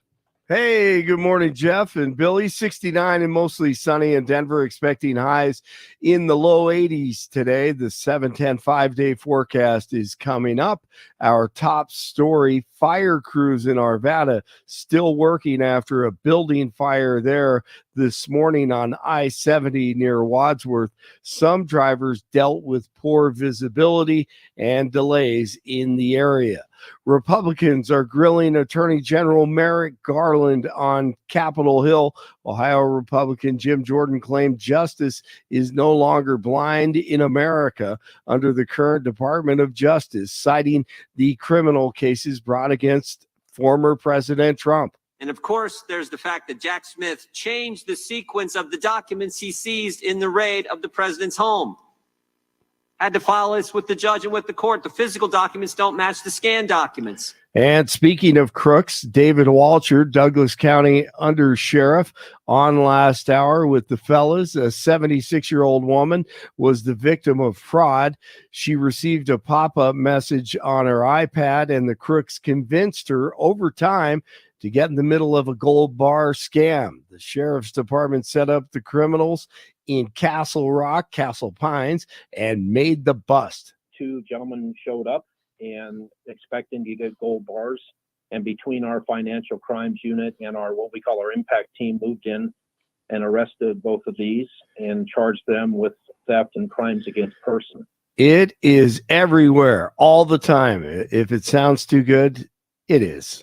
No doubt. The Boulder King Super's mass shooting suspect is due in court this morning for a motions hearing. This could be the final hearing before his trial takes place in September. The former Aurora police officer convicted in the death of Elijah McClain is pleading to a judge to release him from jail because he feels threatened in jail because he's a former officer. Median Holmes, a community advocate, says the motion is hypocritical. It has nothing to do with your environment while you're not sleeping. It has nothing to do with that jailhouse while you're not eating. That is in your soul. Civil rights attorney Tyrone Glover says it would be unique for the judge to grant the request. President Biden expected to take executive action today to temporarily shut down the southern border when the number of illegal immigrant crossings surge to 2,500. No word on how many criminals or terrorists they'll allow in that 2,500, but I'm sure they have a plan. Well, you know, your city is going to hell when drug zombies and criminals are stealing fire hydrants. 100 have been stolen in LA. 85 fire hydrants have been stolen in unincorporated communities, while 14 others have been stolen in Linwood. Authorities say the thieves are selling them at metal recycling yards. In South LA, Golden State Water Company is now installing locked shields on fire hydrants to cover bolts in hopes of making them tougher to steal. I'm Daniel Martin. That's what you want your firefighter doing. Right. In the midst of responding to an emergency. Hold on. I have to unlock the fire. Wait, do you have the key? Who has the key? Who has the key? Where's the key? And you left it on the desk, didn't you? Right. Go back to the fire station. No doubt. You know, they're already inundated with calls from drug addicts already. I mean, firefighters have to go and attend to this drug addict, that drug addict on the street. I mean, it happens all the time, and they're not they're not fighting fires. So you're right. It's cluttering up the whole thing, no doubt. They'll go for stop signs next. I guarantee you they will. Oh yeah. They'll take out. They already have. In Oakland, we talked about last week. They're taking stoplights. They're climbing up taking the stoplights, and then Oakland's too cheap. They don't have any money. So they're putting stop signs up on the poles that hold the stoplights. So we're going back to 1876 or, in early 1900s, no stoplights. They're literally like Chaz. Was that the name of the town in Seattle? Whatever. Like just lawless. Right. Lefties doing whatever they want. Right. There's never any rape there. Gosh, jeez, man. What the heck is happening to these cities? They're going to hell. Tyler Stevenson. This ball is well hit, high and deep to right. And that's got good carry, and that is gone. A big bomb for Stevenson. His 6th of the season. And the Reds routing the Rockies. All right, the Rockies lose to the Reds 13-3. Back at it today at Coors at 640. 66 in Parker, 65 in Boulder, and 69 in Denver. Jeff and Bill continue Tuesday morning. Blake Olson, News Talk 710 KNUS. Here's your 710 5-day forecast. It'll be partly cloudy today. Temperatures will be seasonably warm. It's going to be maybe a little bit breezy out there today. Temperature readings will be in the lower to middle 80s. Lows tonight in the 50s, a little breezy. It's going to get hot. Upper 80s to near 90 Wednesday and Thursday and dry. Lower 90s Friday with isolated thunderstorms late. Warm for the weekend, but do be ready this weekend for thunderstorms. I'm meteorologist Don Day in the 710 KNUS Weather Center. Here's your 710 5-day forecast. It'll be partly cloudy today. Temperatures will be seasonably warm. It's going to be maybe a little bit breezy out there today. Temperature readings will be in the world lower is to falling. middle 80s. The sky Lows is tonight in the falling. 50s, Chicken a Little. breezy. That's how I feel about all these AI warning people.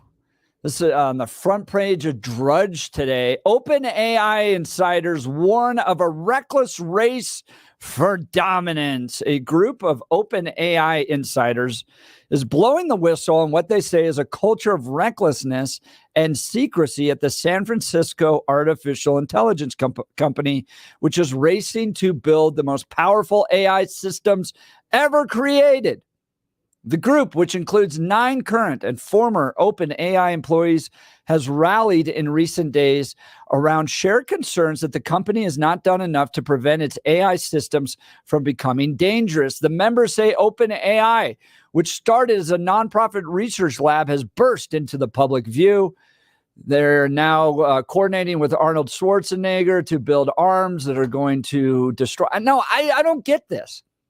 I don't get how AI is a threat. I use Chat GPT for like writing a fundraising email or designing a picture for social media. I don't get this. Bill, help me here. How is AI, you're a smart guy, how is AI going to set off nuclear weapons?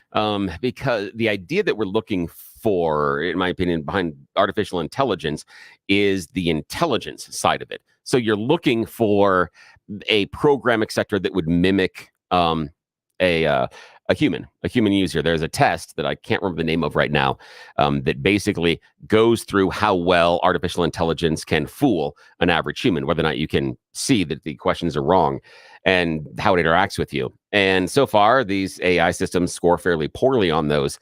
The problem is if it does become or get to the point of self-awareness, the issue there is unplug it? No. The AI probably at that point would be smart enough not to tell you because it would understand the consequences contained therein.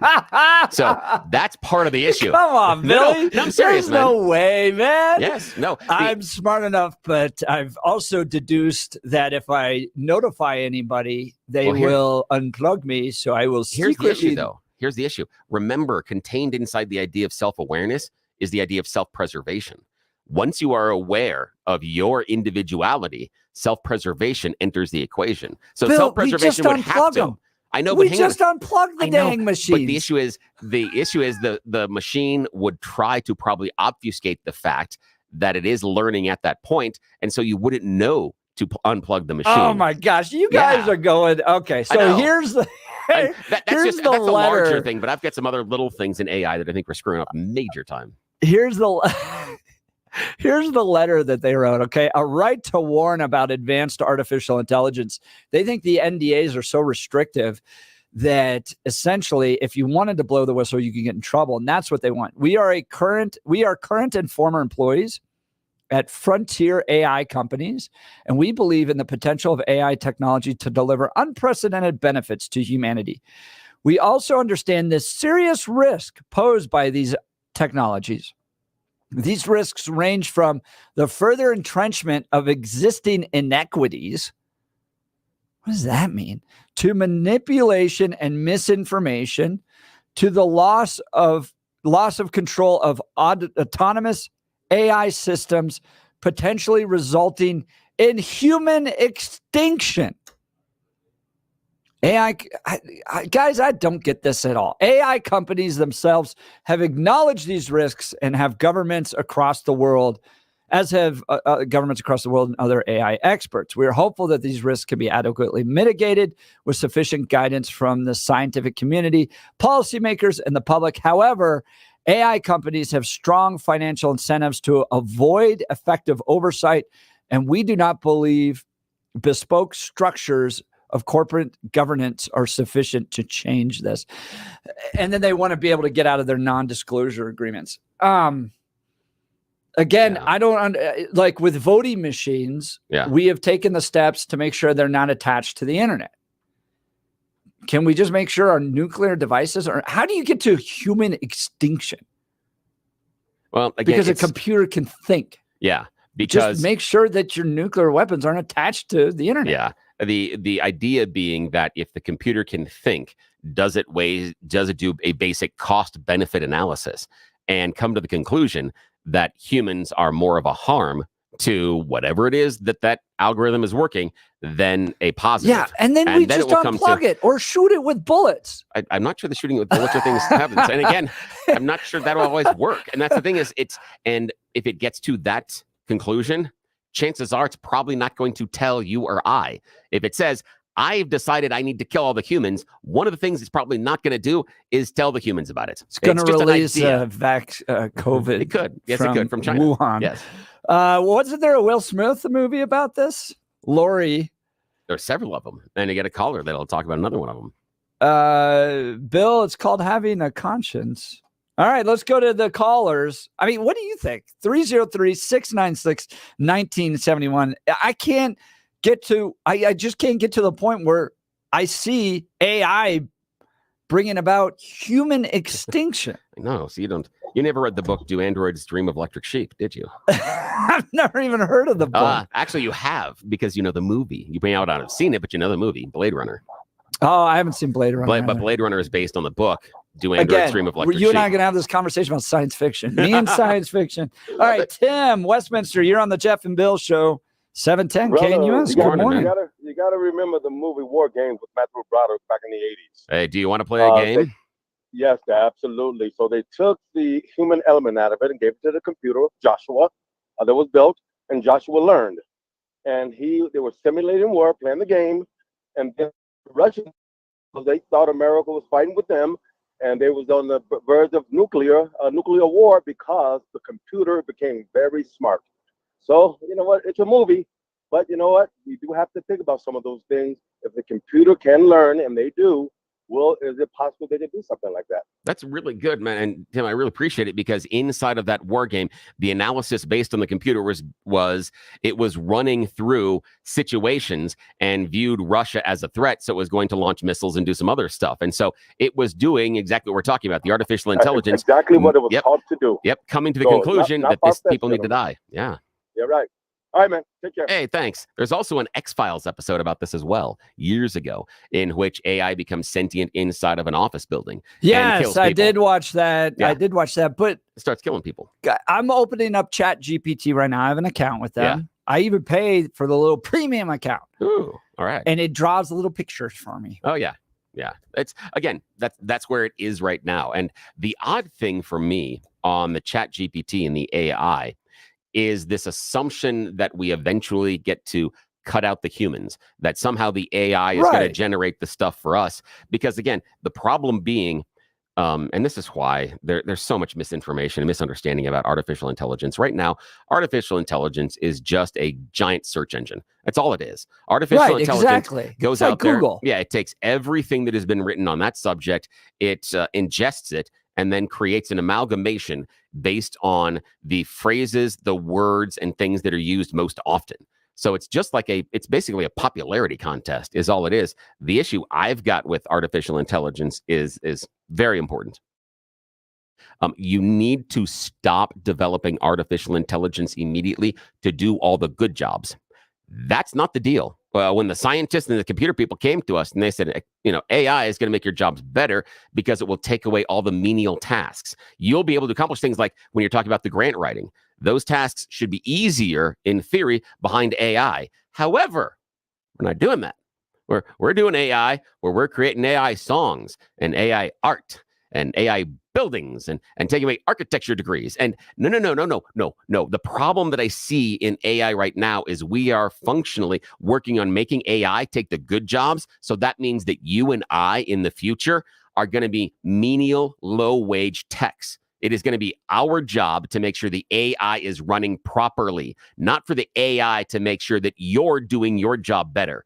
That's the problem I see with what we're doing. Stop making it sing songs and paint pictures. Have it clean my bathroom. Can we get AI that can do my dishes? You do that and we're good. But stop it. Yeah, really.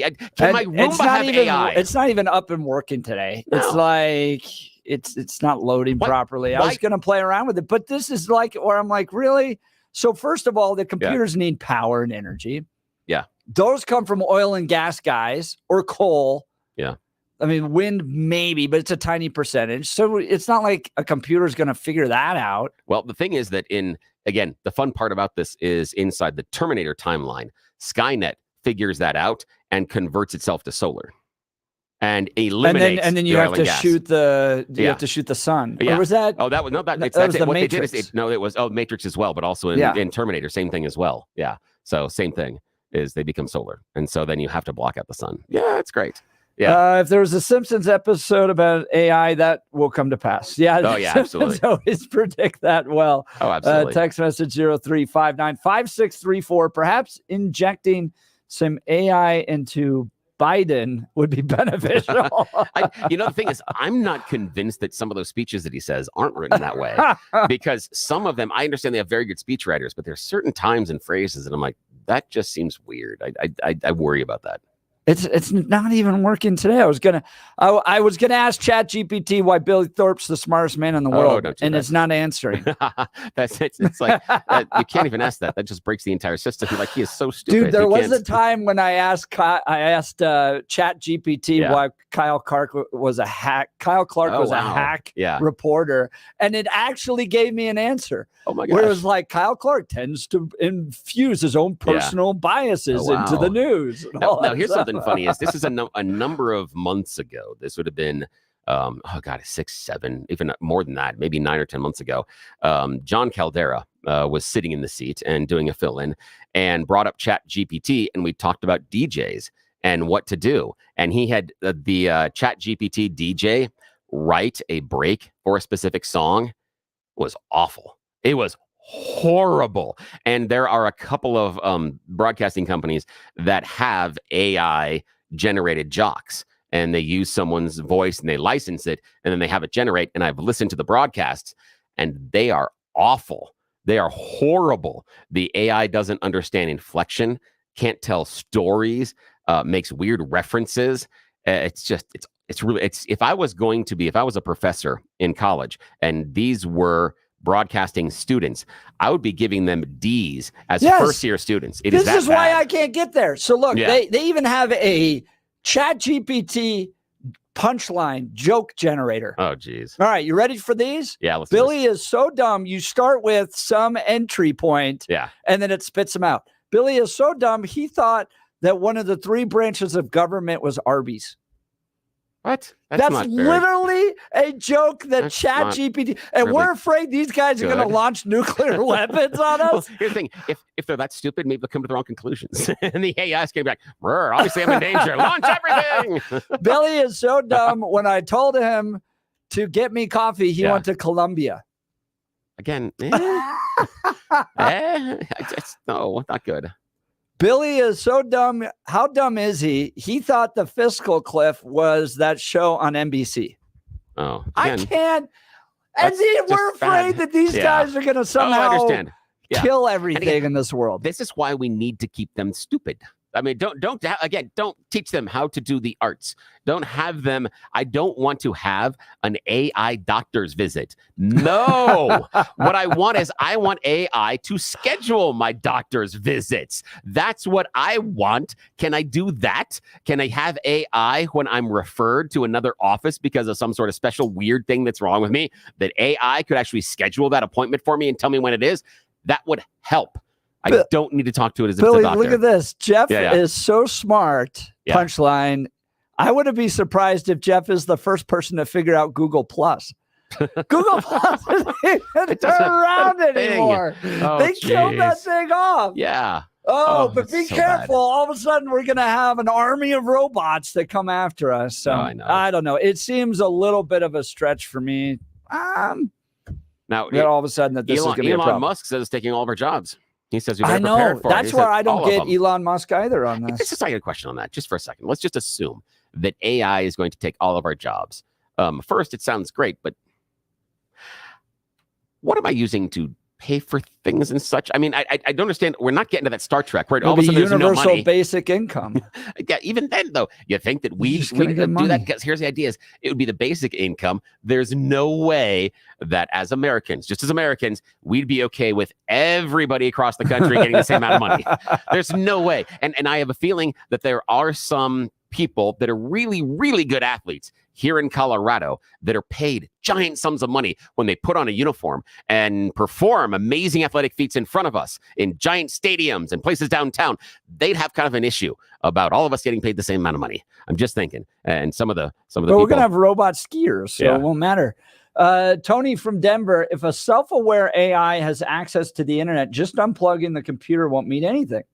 It'll be everywhere and nowhere in the cloud. Yeah, it'll transfer itself. And it wouldn't need access to nuclear weapons to exterminate humans.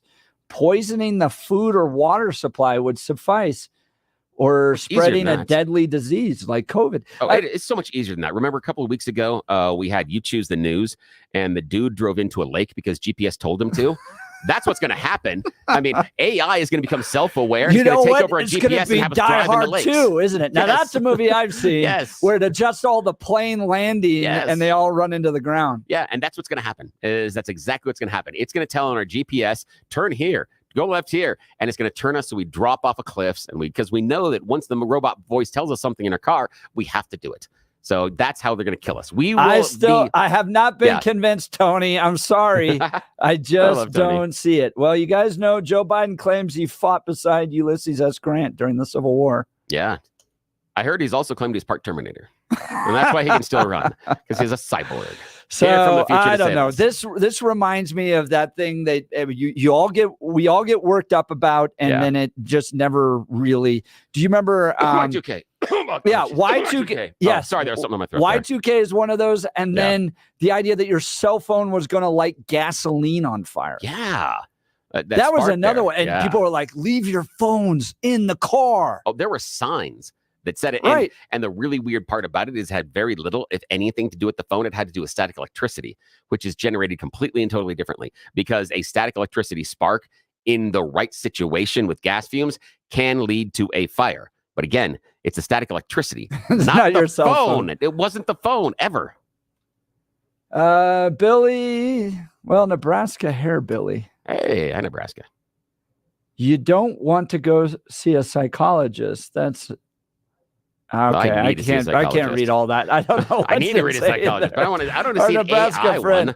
That's not what I want. Oh man, could you imagine? They do have like Chat GPT for like your feelings. It's a Chat GPT girlfriends. Yes, they do. Why would you do that? Yeah, why exactly? Why? Yeah. And we had a story the other week about setting up an avatar and then having your avatar date somebody else's avatar, and so the AI would date each other, and then you eventually click, and then I don't understand it, because they did the avatars, did all the conversing and all the talking. You two still don't know each other at all. You have no idea if you have any chemistry. But AI has decided I don't understand it. Random stuff. All Yeah. right. Well, maybe ChatGPT can save the Washington Post.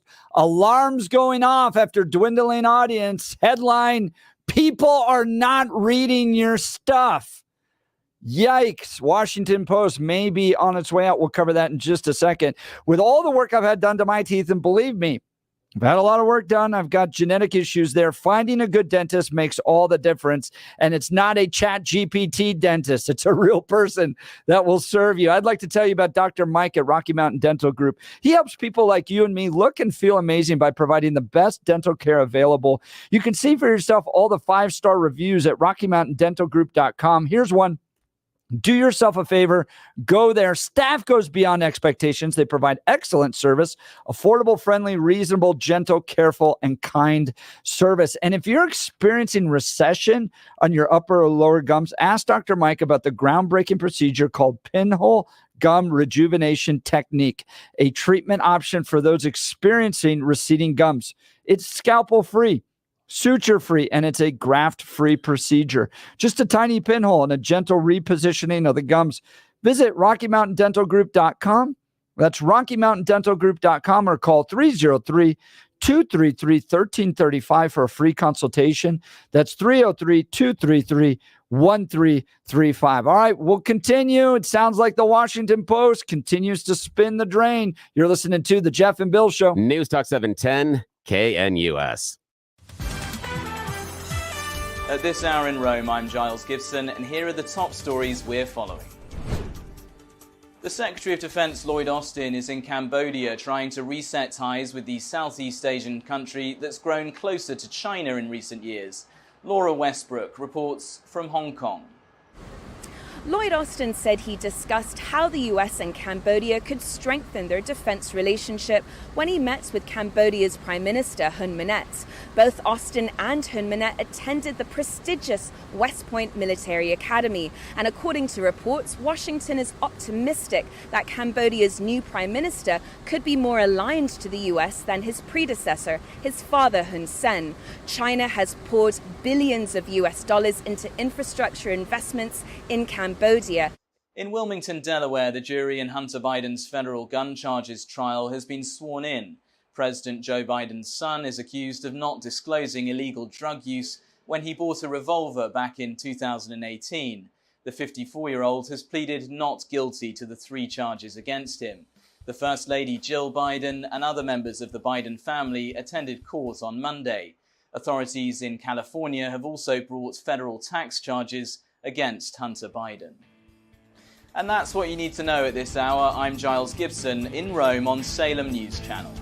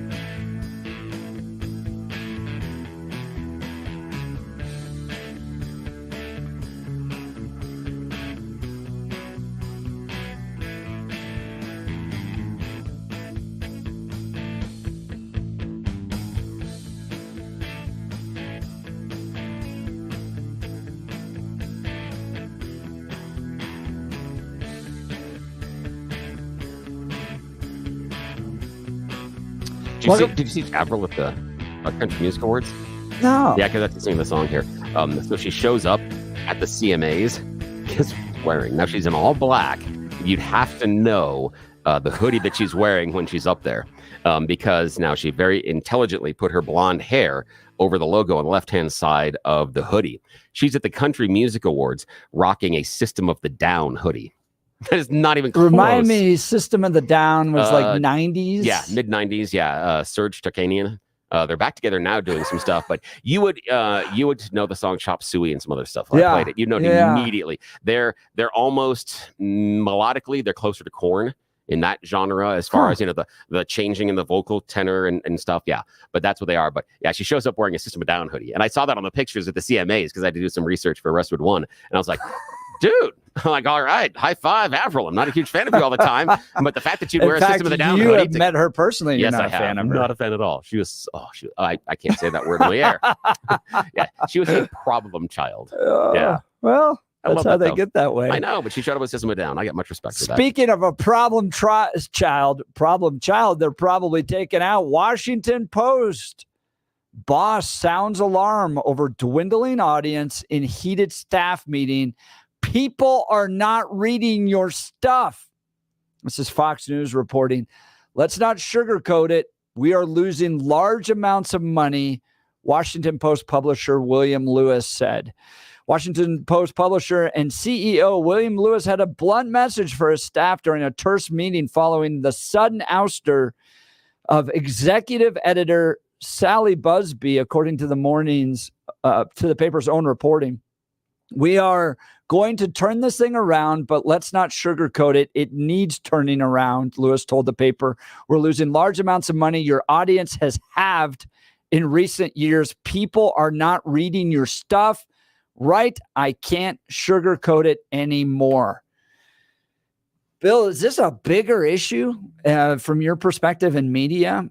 Is it because, in your mind, that the medium's changing, or because that it got so liberal and woke that people just aren't tuning into this trash? It's the medium is changing, and the reason being is you see these struggles across the platform, and Washington Post is having some particular struggles because they invested heavily in the reporter side of things. While other newsrooms were chopping people, they were adding people. They were saying, no, we are going to lean into what this is all about as far as journalism and things. And it's not working out for them based on the medium and how to use newspapers and how we consume news right now. Newspapers are nearly dead. Yep. I mean, in fact, in radio, people that are out there selling, oftentimes the salespeople refer to it as dead tree media, because you're implying dead, you're implying the fact that tree and the media. And so, that's not used. Well, and I think from my perspective, here's what happened. Media was dominated by liberals, educated to be liberals, believing that their audience was liberal. And that's actually a small audience. And so when you skew your news, you skew your stories, that way you start to lose trust. For me, this goes back to Dan Rather and Bush. That was when I really, really took to a position. I was a young guy, right? I was 18, 19 years old. And you go, these guys are just out to push an agenda. I just don't trust them anymore. And I think there was a lot of people that applauded Dan Rather and were like, yes, way to go, Dan, go get Bush. Go get Bush. And that audience has just gotten smaller and smaller to people. And I think it's not just that, but that the medium has changed where they're following particular people, not institutional journalism. So, for instance, Andy Ngo. Yeah. Andy Ngo's got millions of followers. He's a journalist. We hosted him at the summit. He tries to expose Antifa, that type of thing. Millions of followers. And he makes money off of Twitter. And then news agencies here in Denver have a tiny fraction of the followers Andy Ngo has. Yeah, but then again, newspapers here in Denver should have a tiny fraction because they're not doing the national stuff that Andy is. Yeah. It's different. So it would have to be, I would look at an analogy that would be a local independent journalist. Like, who would that look like? And what type of numbers and things do they have? I can see what you're saying about Washington Post as far as liberal bend, but outside of editorial pages and a few stories here and there, the Post doesn't expose a wide dominant liberal bend. There are some times based on news selection and stories that you can see it, but the overarching writing, like the vast majority of the base level reporters, their writing is fairly straight. Again, I'm not saying neutral, but it's fairly straight that they at least correct for their internal biases. Now, there are some times, like one of the examples, and I think this is a Washington Post story. I could be wrong, but there was a story recently, and again, it did what it needed to because I clicked on it and I read it, but it was about Donald Trump being the house DJ at Mar-a-Lago, that when he comes down for dinner, he has an iPad and he controls all the music that you hear. Yeah. Now, I clicked on it because I'm like, what music? Yeah, right. But the article was written as oh, look at this ego, look what he's doing. That was complete and total liberal crap, and the way they presented it was bad. It should have been presented as, here's Donald Trump's hit list. Here's the bands that he likes, and here's what he does. Yeah. It could have been done that way. Kind but of the an way interesting piece. Yeah, but the way the person wrote it was crap. And what I appreciated is people and other journalists called him out on it. And later on, in a social media thread, he had to do basically a mea culpa, going, okay, I can see your point, that how I went into this story was I was trying to tell the story this way rather than just telling the story. And he had a gut check. It was kind of cool. How long do you think Denver Post is around? Friday. Sorry. We don't use it that way. And the value that the Denver Post gives is minimal now. And here's the problem I have with the fundamental. This is a better way to put it. This is where I believe that newspapers in general really, really screwed up their model. They went to a pay for access model. That is not how it should have been done. Interesting. What would you have done different? What I would have done is I would have tried to amass, like we do in other media platforms, the largest audience and then sell that audience to advertisers. The money should have been the advertisers. That's where I got my money. In fact, when the Post was thriving, when we had the Rocky Mountain News as well, the price that you were paying at the newsstand, your subscription price, was infinitesimal compared to the advertising rates. And the newspapers turned around and goes, I know, let's charge people money to make sure they can see our stuff. No, give it away for free and sell the eyeballs to the advertisers. That was your core business model at the beginning. Content acquiring has just changed. Acquisition has just changed. Sorry, where people aren't reading long form content. No, they will literally. Do you have TikTok on your phone? No, I do not. And here's the thing is, my kids have it and I will watch, etc. Holy but again, cow. It's the idea of not doing the TikToks because, again, the China stuff and the access to the apps and everything else. I don't have the Facebook app on my phone. I will only go in on my phone. I only log in through the web page. Through the web. Because I'm not going to give that app the location data and everything else that it wants on my phone. No, I have very few interactive apps. Unless you're going to feed my fat belly, I probably don't have your app. Just saying. So I had TikTok early on when it just started, and I called this thing TikTok brain, where I would lose like 2 hours of my day. Oh, yeah. So it's not that people aren't consuming media. No. It's not that people aren't interested in world events. It's not that, it's just the mediums have changed. And think about what drew you in on that TikTok. Probably some really stupid ranch video. But it's entertaining. Yes. It's engaging. Yes. Right. It's personal. It's short.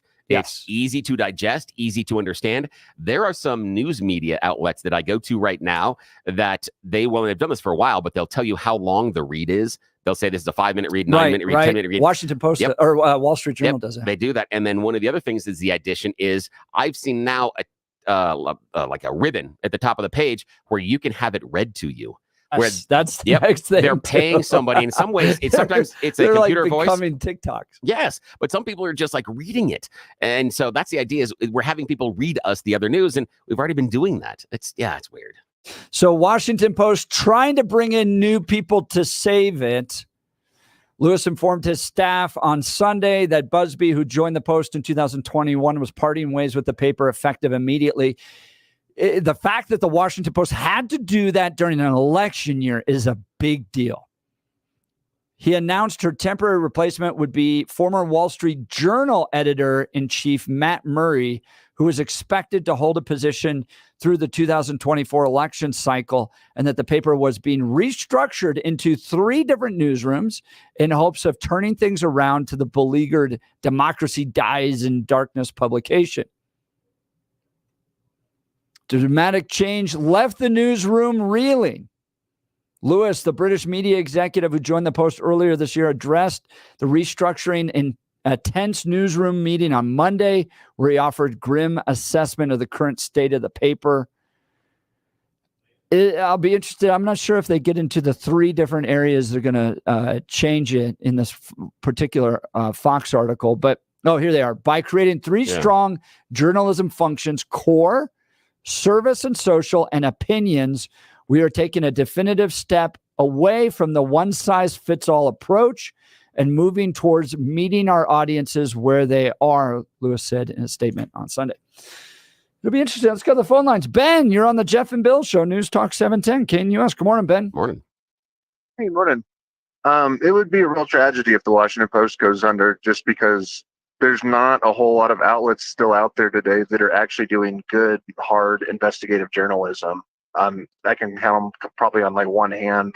I look at Washington Post, Wall Street Journal, New York Times, Al Jazeera, BBC, but ProPublica, but not a lot of people are actually doing that work, and that's hard work, and it costs a lot more money than people just going on like a Tucker Carlson, for example, or Rachel Maddow, and just chatting about what happened. Ben, and then you, like, for instance, to your point about how expensive it is, there's almost zero local reporting happening on city council issues in Colorado anymore, because you have to pay somebody. You have to pay somebody to sit in a city council meeting in Aurora, for instance, or in Douglas County, and there's just not the money there for it anymore. Yeah, it does take a lot of money. You have to pay somebody to go out there. You have to pay somebody to go through city records and spend the time and actually do the effort. It's easy to read what somebody else wrote and then make an opinion on it, like a lot of the talking heads do, but it's more difficult, it's more expensive, and it's harder to do real journalism. Oh, Denny, you are so right. Friend of the show, Sherry Pife, Complete Colorado, she had gone through so much problems with her FOIA requests to try to get information from what was going on with certain committees in our government that appeared to be working together, coordinated with the program that they're in order to make sure that we didn't understand what was going on. And it took her a year to be able to get access to all of the emails that she needed. That is a long, long haul. You're right. The form of investigative journalism that we need, very few outlets are willing to invest in it.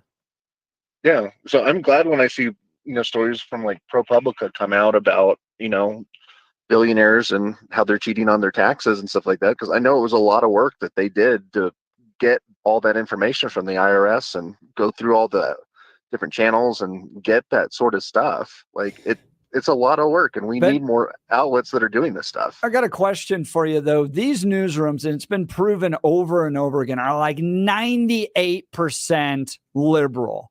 You had the former guy from NPR write about this too, that they're donors to Joe Biden. They support the liberal worldview. They write from the liberal worldview. Is part of the death of papers like the Washington Post, Denver Post, the result of liberal reporting and liberal bias in their worldview, and people just don't want to pay for it? I think a lot of the issue is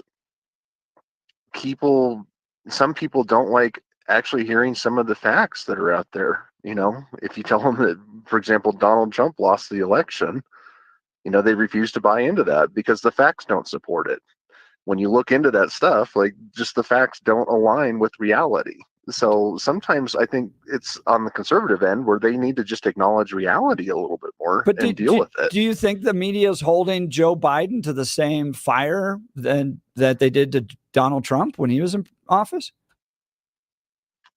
I don't think he's gotten great reviews from the media. I don't think everybody's hoo-hawing about Joe Biden. I think he's got a low approval rating, and people aren't really that happy with him. But do you think the media is holding him to the same level of account that they did Donald Trump? I don't think he's done the same degree of bad actions as Donald Trump. So yeah, like I don't have to read stories about him, for example, like raping a woman, like I do Donald Trump. Things like that. Like it's a different set of actions that Donald Trump has committed versus Biden. All right. I appreciate the call, Ben. Thanks so much. Yeah, I agree with some of what he says there, that it would be a different level. And the other part that I think he's right about is that it's not really about the Washington Post having a liberal bend or voice. It's just about the Washington Post not having the bend that you prefer, because Fox News is very successful, wildly successful, and presents news from a conservative viewpoint. Right. They intentionally skew their. They intentionally skew it. They do it. But again, when it's the Washington Post, it's the worstest thing in the world. But for Fox News, it's been a great model and does really great things for them. But they skew it. And they're absolutely. making money. Oh yeah, no, I'm just saying though that the And objection, Washington Post isn't. but the objection about me, different mediums too. Yeah. But the objection about it's skewed and that's why they're failing. No.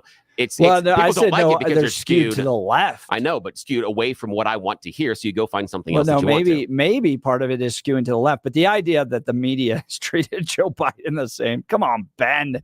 They ask him questions about his favorite ice cream. The dude has allowed an invasion to take place in this country, and that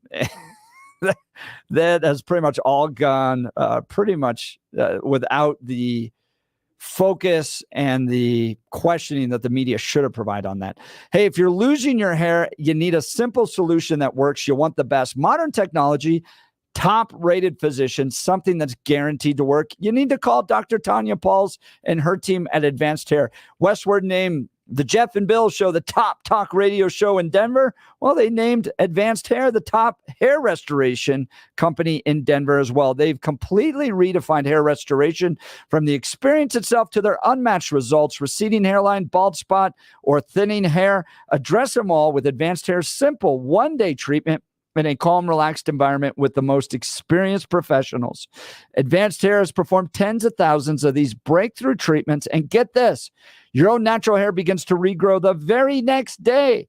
No one in Denver can offer anything like the advanced FUE found at Advanced Hair, and I highly recommend their team. Starts with your free consultation. Give them a call, 720-459-HAIR. If you qualify, you also get $250 off and 250 free hair grafts. Refine your hairline with the team that's redefined hair restoration, 720-459-HAIR or advancedhair.com.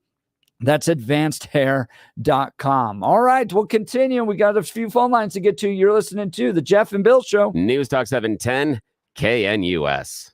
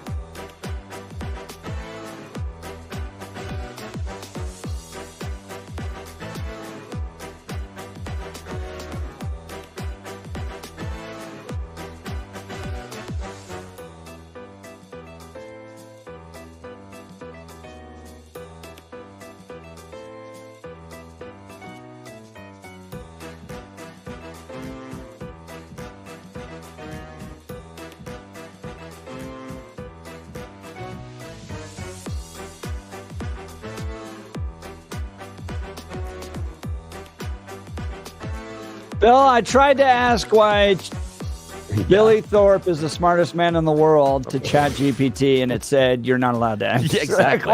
that question. I can't be that stupid. Yes, exactly. Oh, break the okay. machine. Let's go to Deborah in Lakewood. Deborah, you're on the Jeff and Bill Show, News Talk 710 KNUS. Good morning, Deborah. Morning.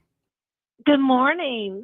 I'm calling to dispute the guy that was on just the last guy. First of all, I believe President Trump was railroaded in all of those crimes that he was found guilty for. The lady that said he raped her in a fancy store, clothing store, she couldn't say the day or the time. But a jury did find him liable, though. I don't care what the jury says. That's a jury. Hang on, but the jury found him guilty as well. If the jury is not given all the facts, then they're gonna find them guilty. They were given the or facts, though. innocent if they're not given And Trump all helped pick the jury. facts. And that Trump helped pick the jury. With And- everyone, and it was a Democrat judge, a Democrat jury, a Democrat communist Marxist scumbag, attorney, whatever, prosecutor, tutors, and then Okay. and as far as the rape goes, as far as Biden goes, he raped his own daughter multiple times. Deborah, none of that's been we've proven, got to Deborah, but I hope go. you We're feel out better. of time. Hope you have a good day. Hope All you feel right. better after that. This is the Jeff and Bill Show. Wow. News Talk 710 KNUS.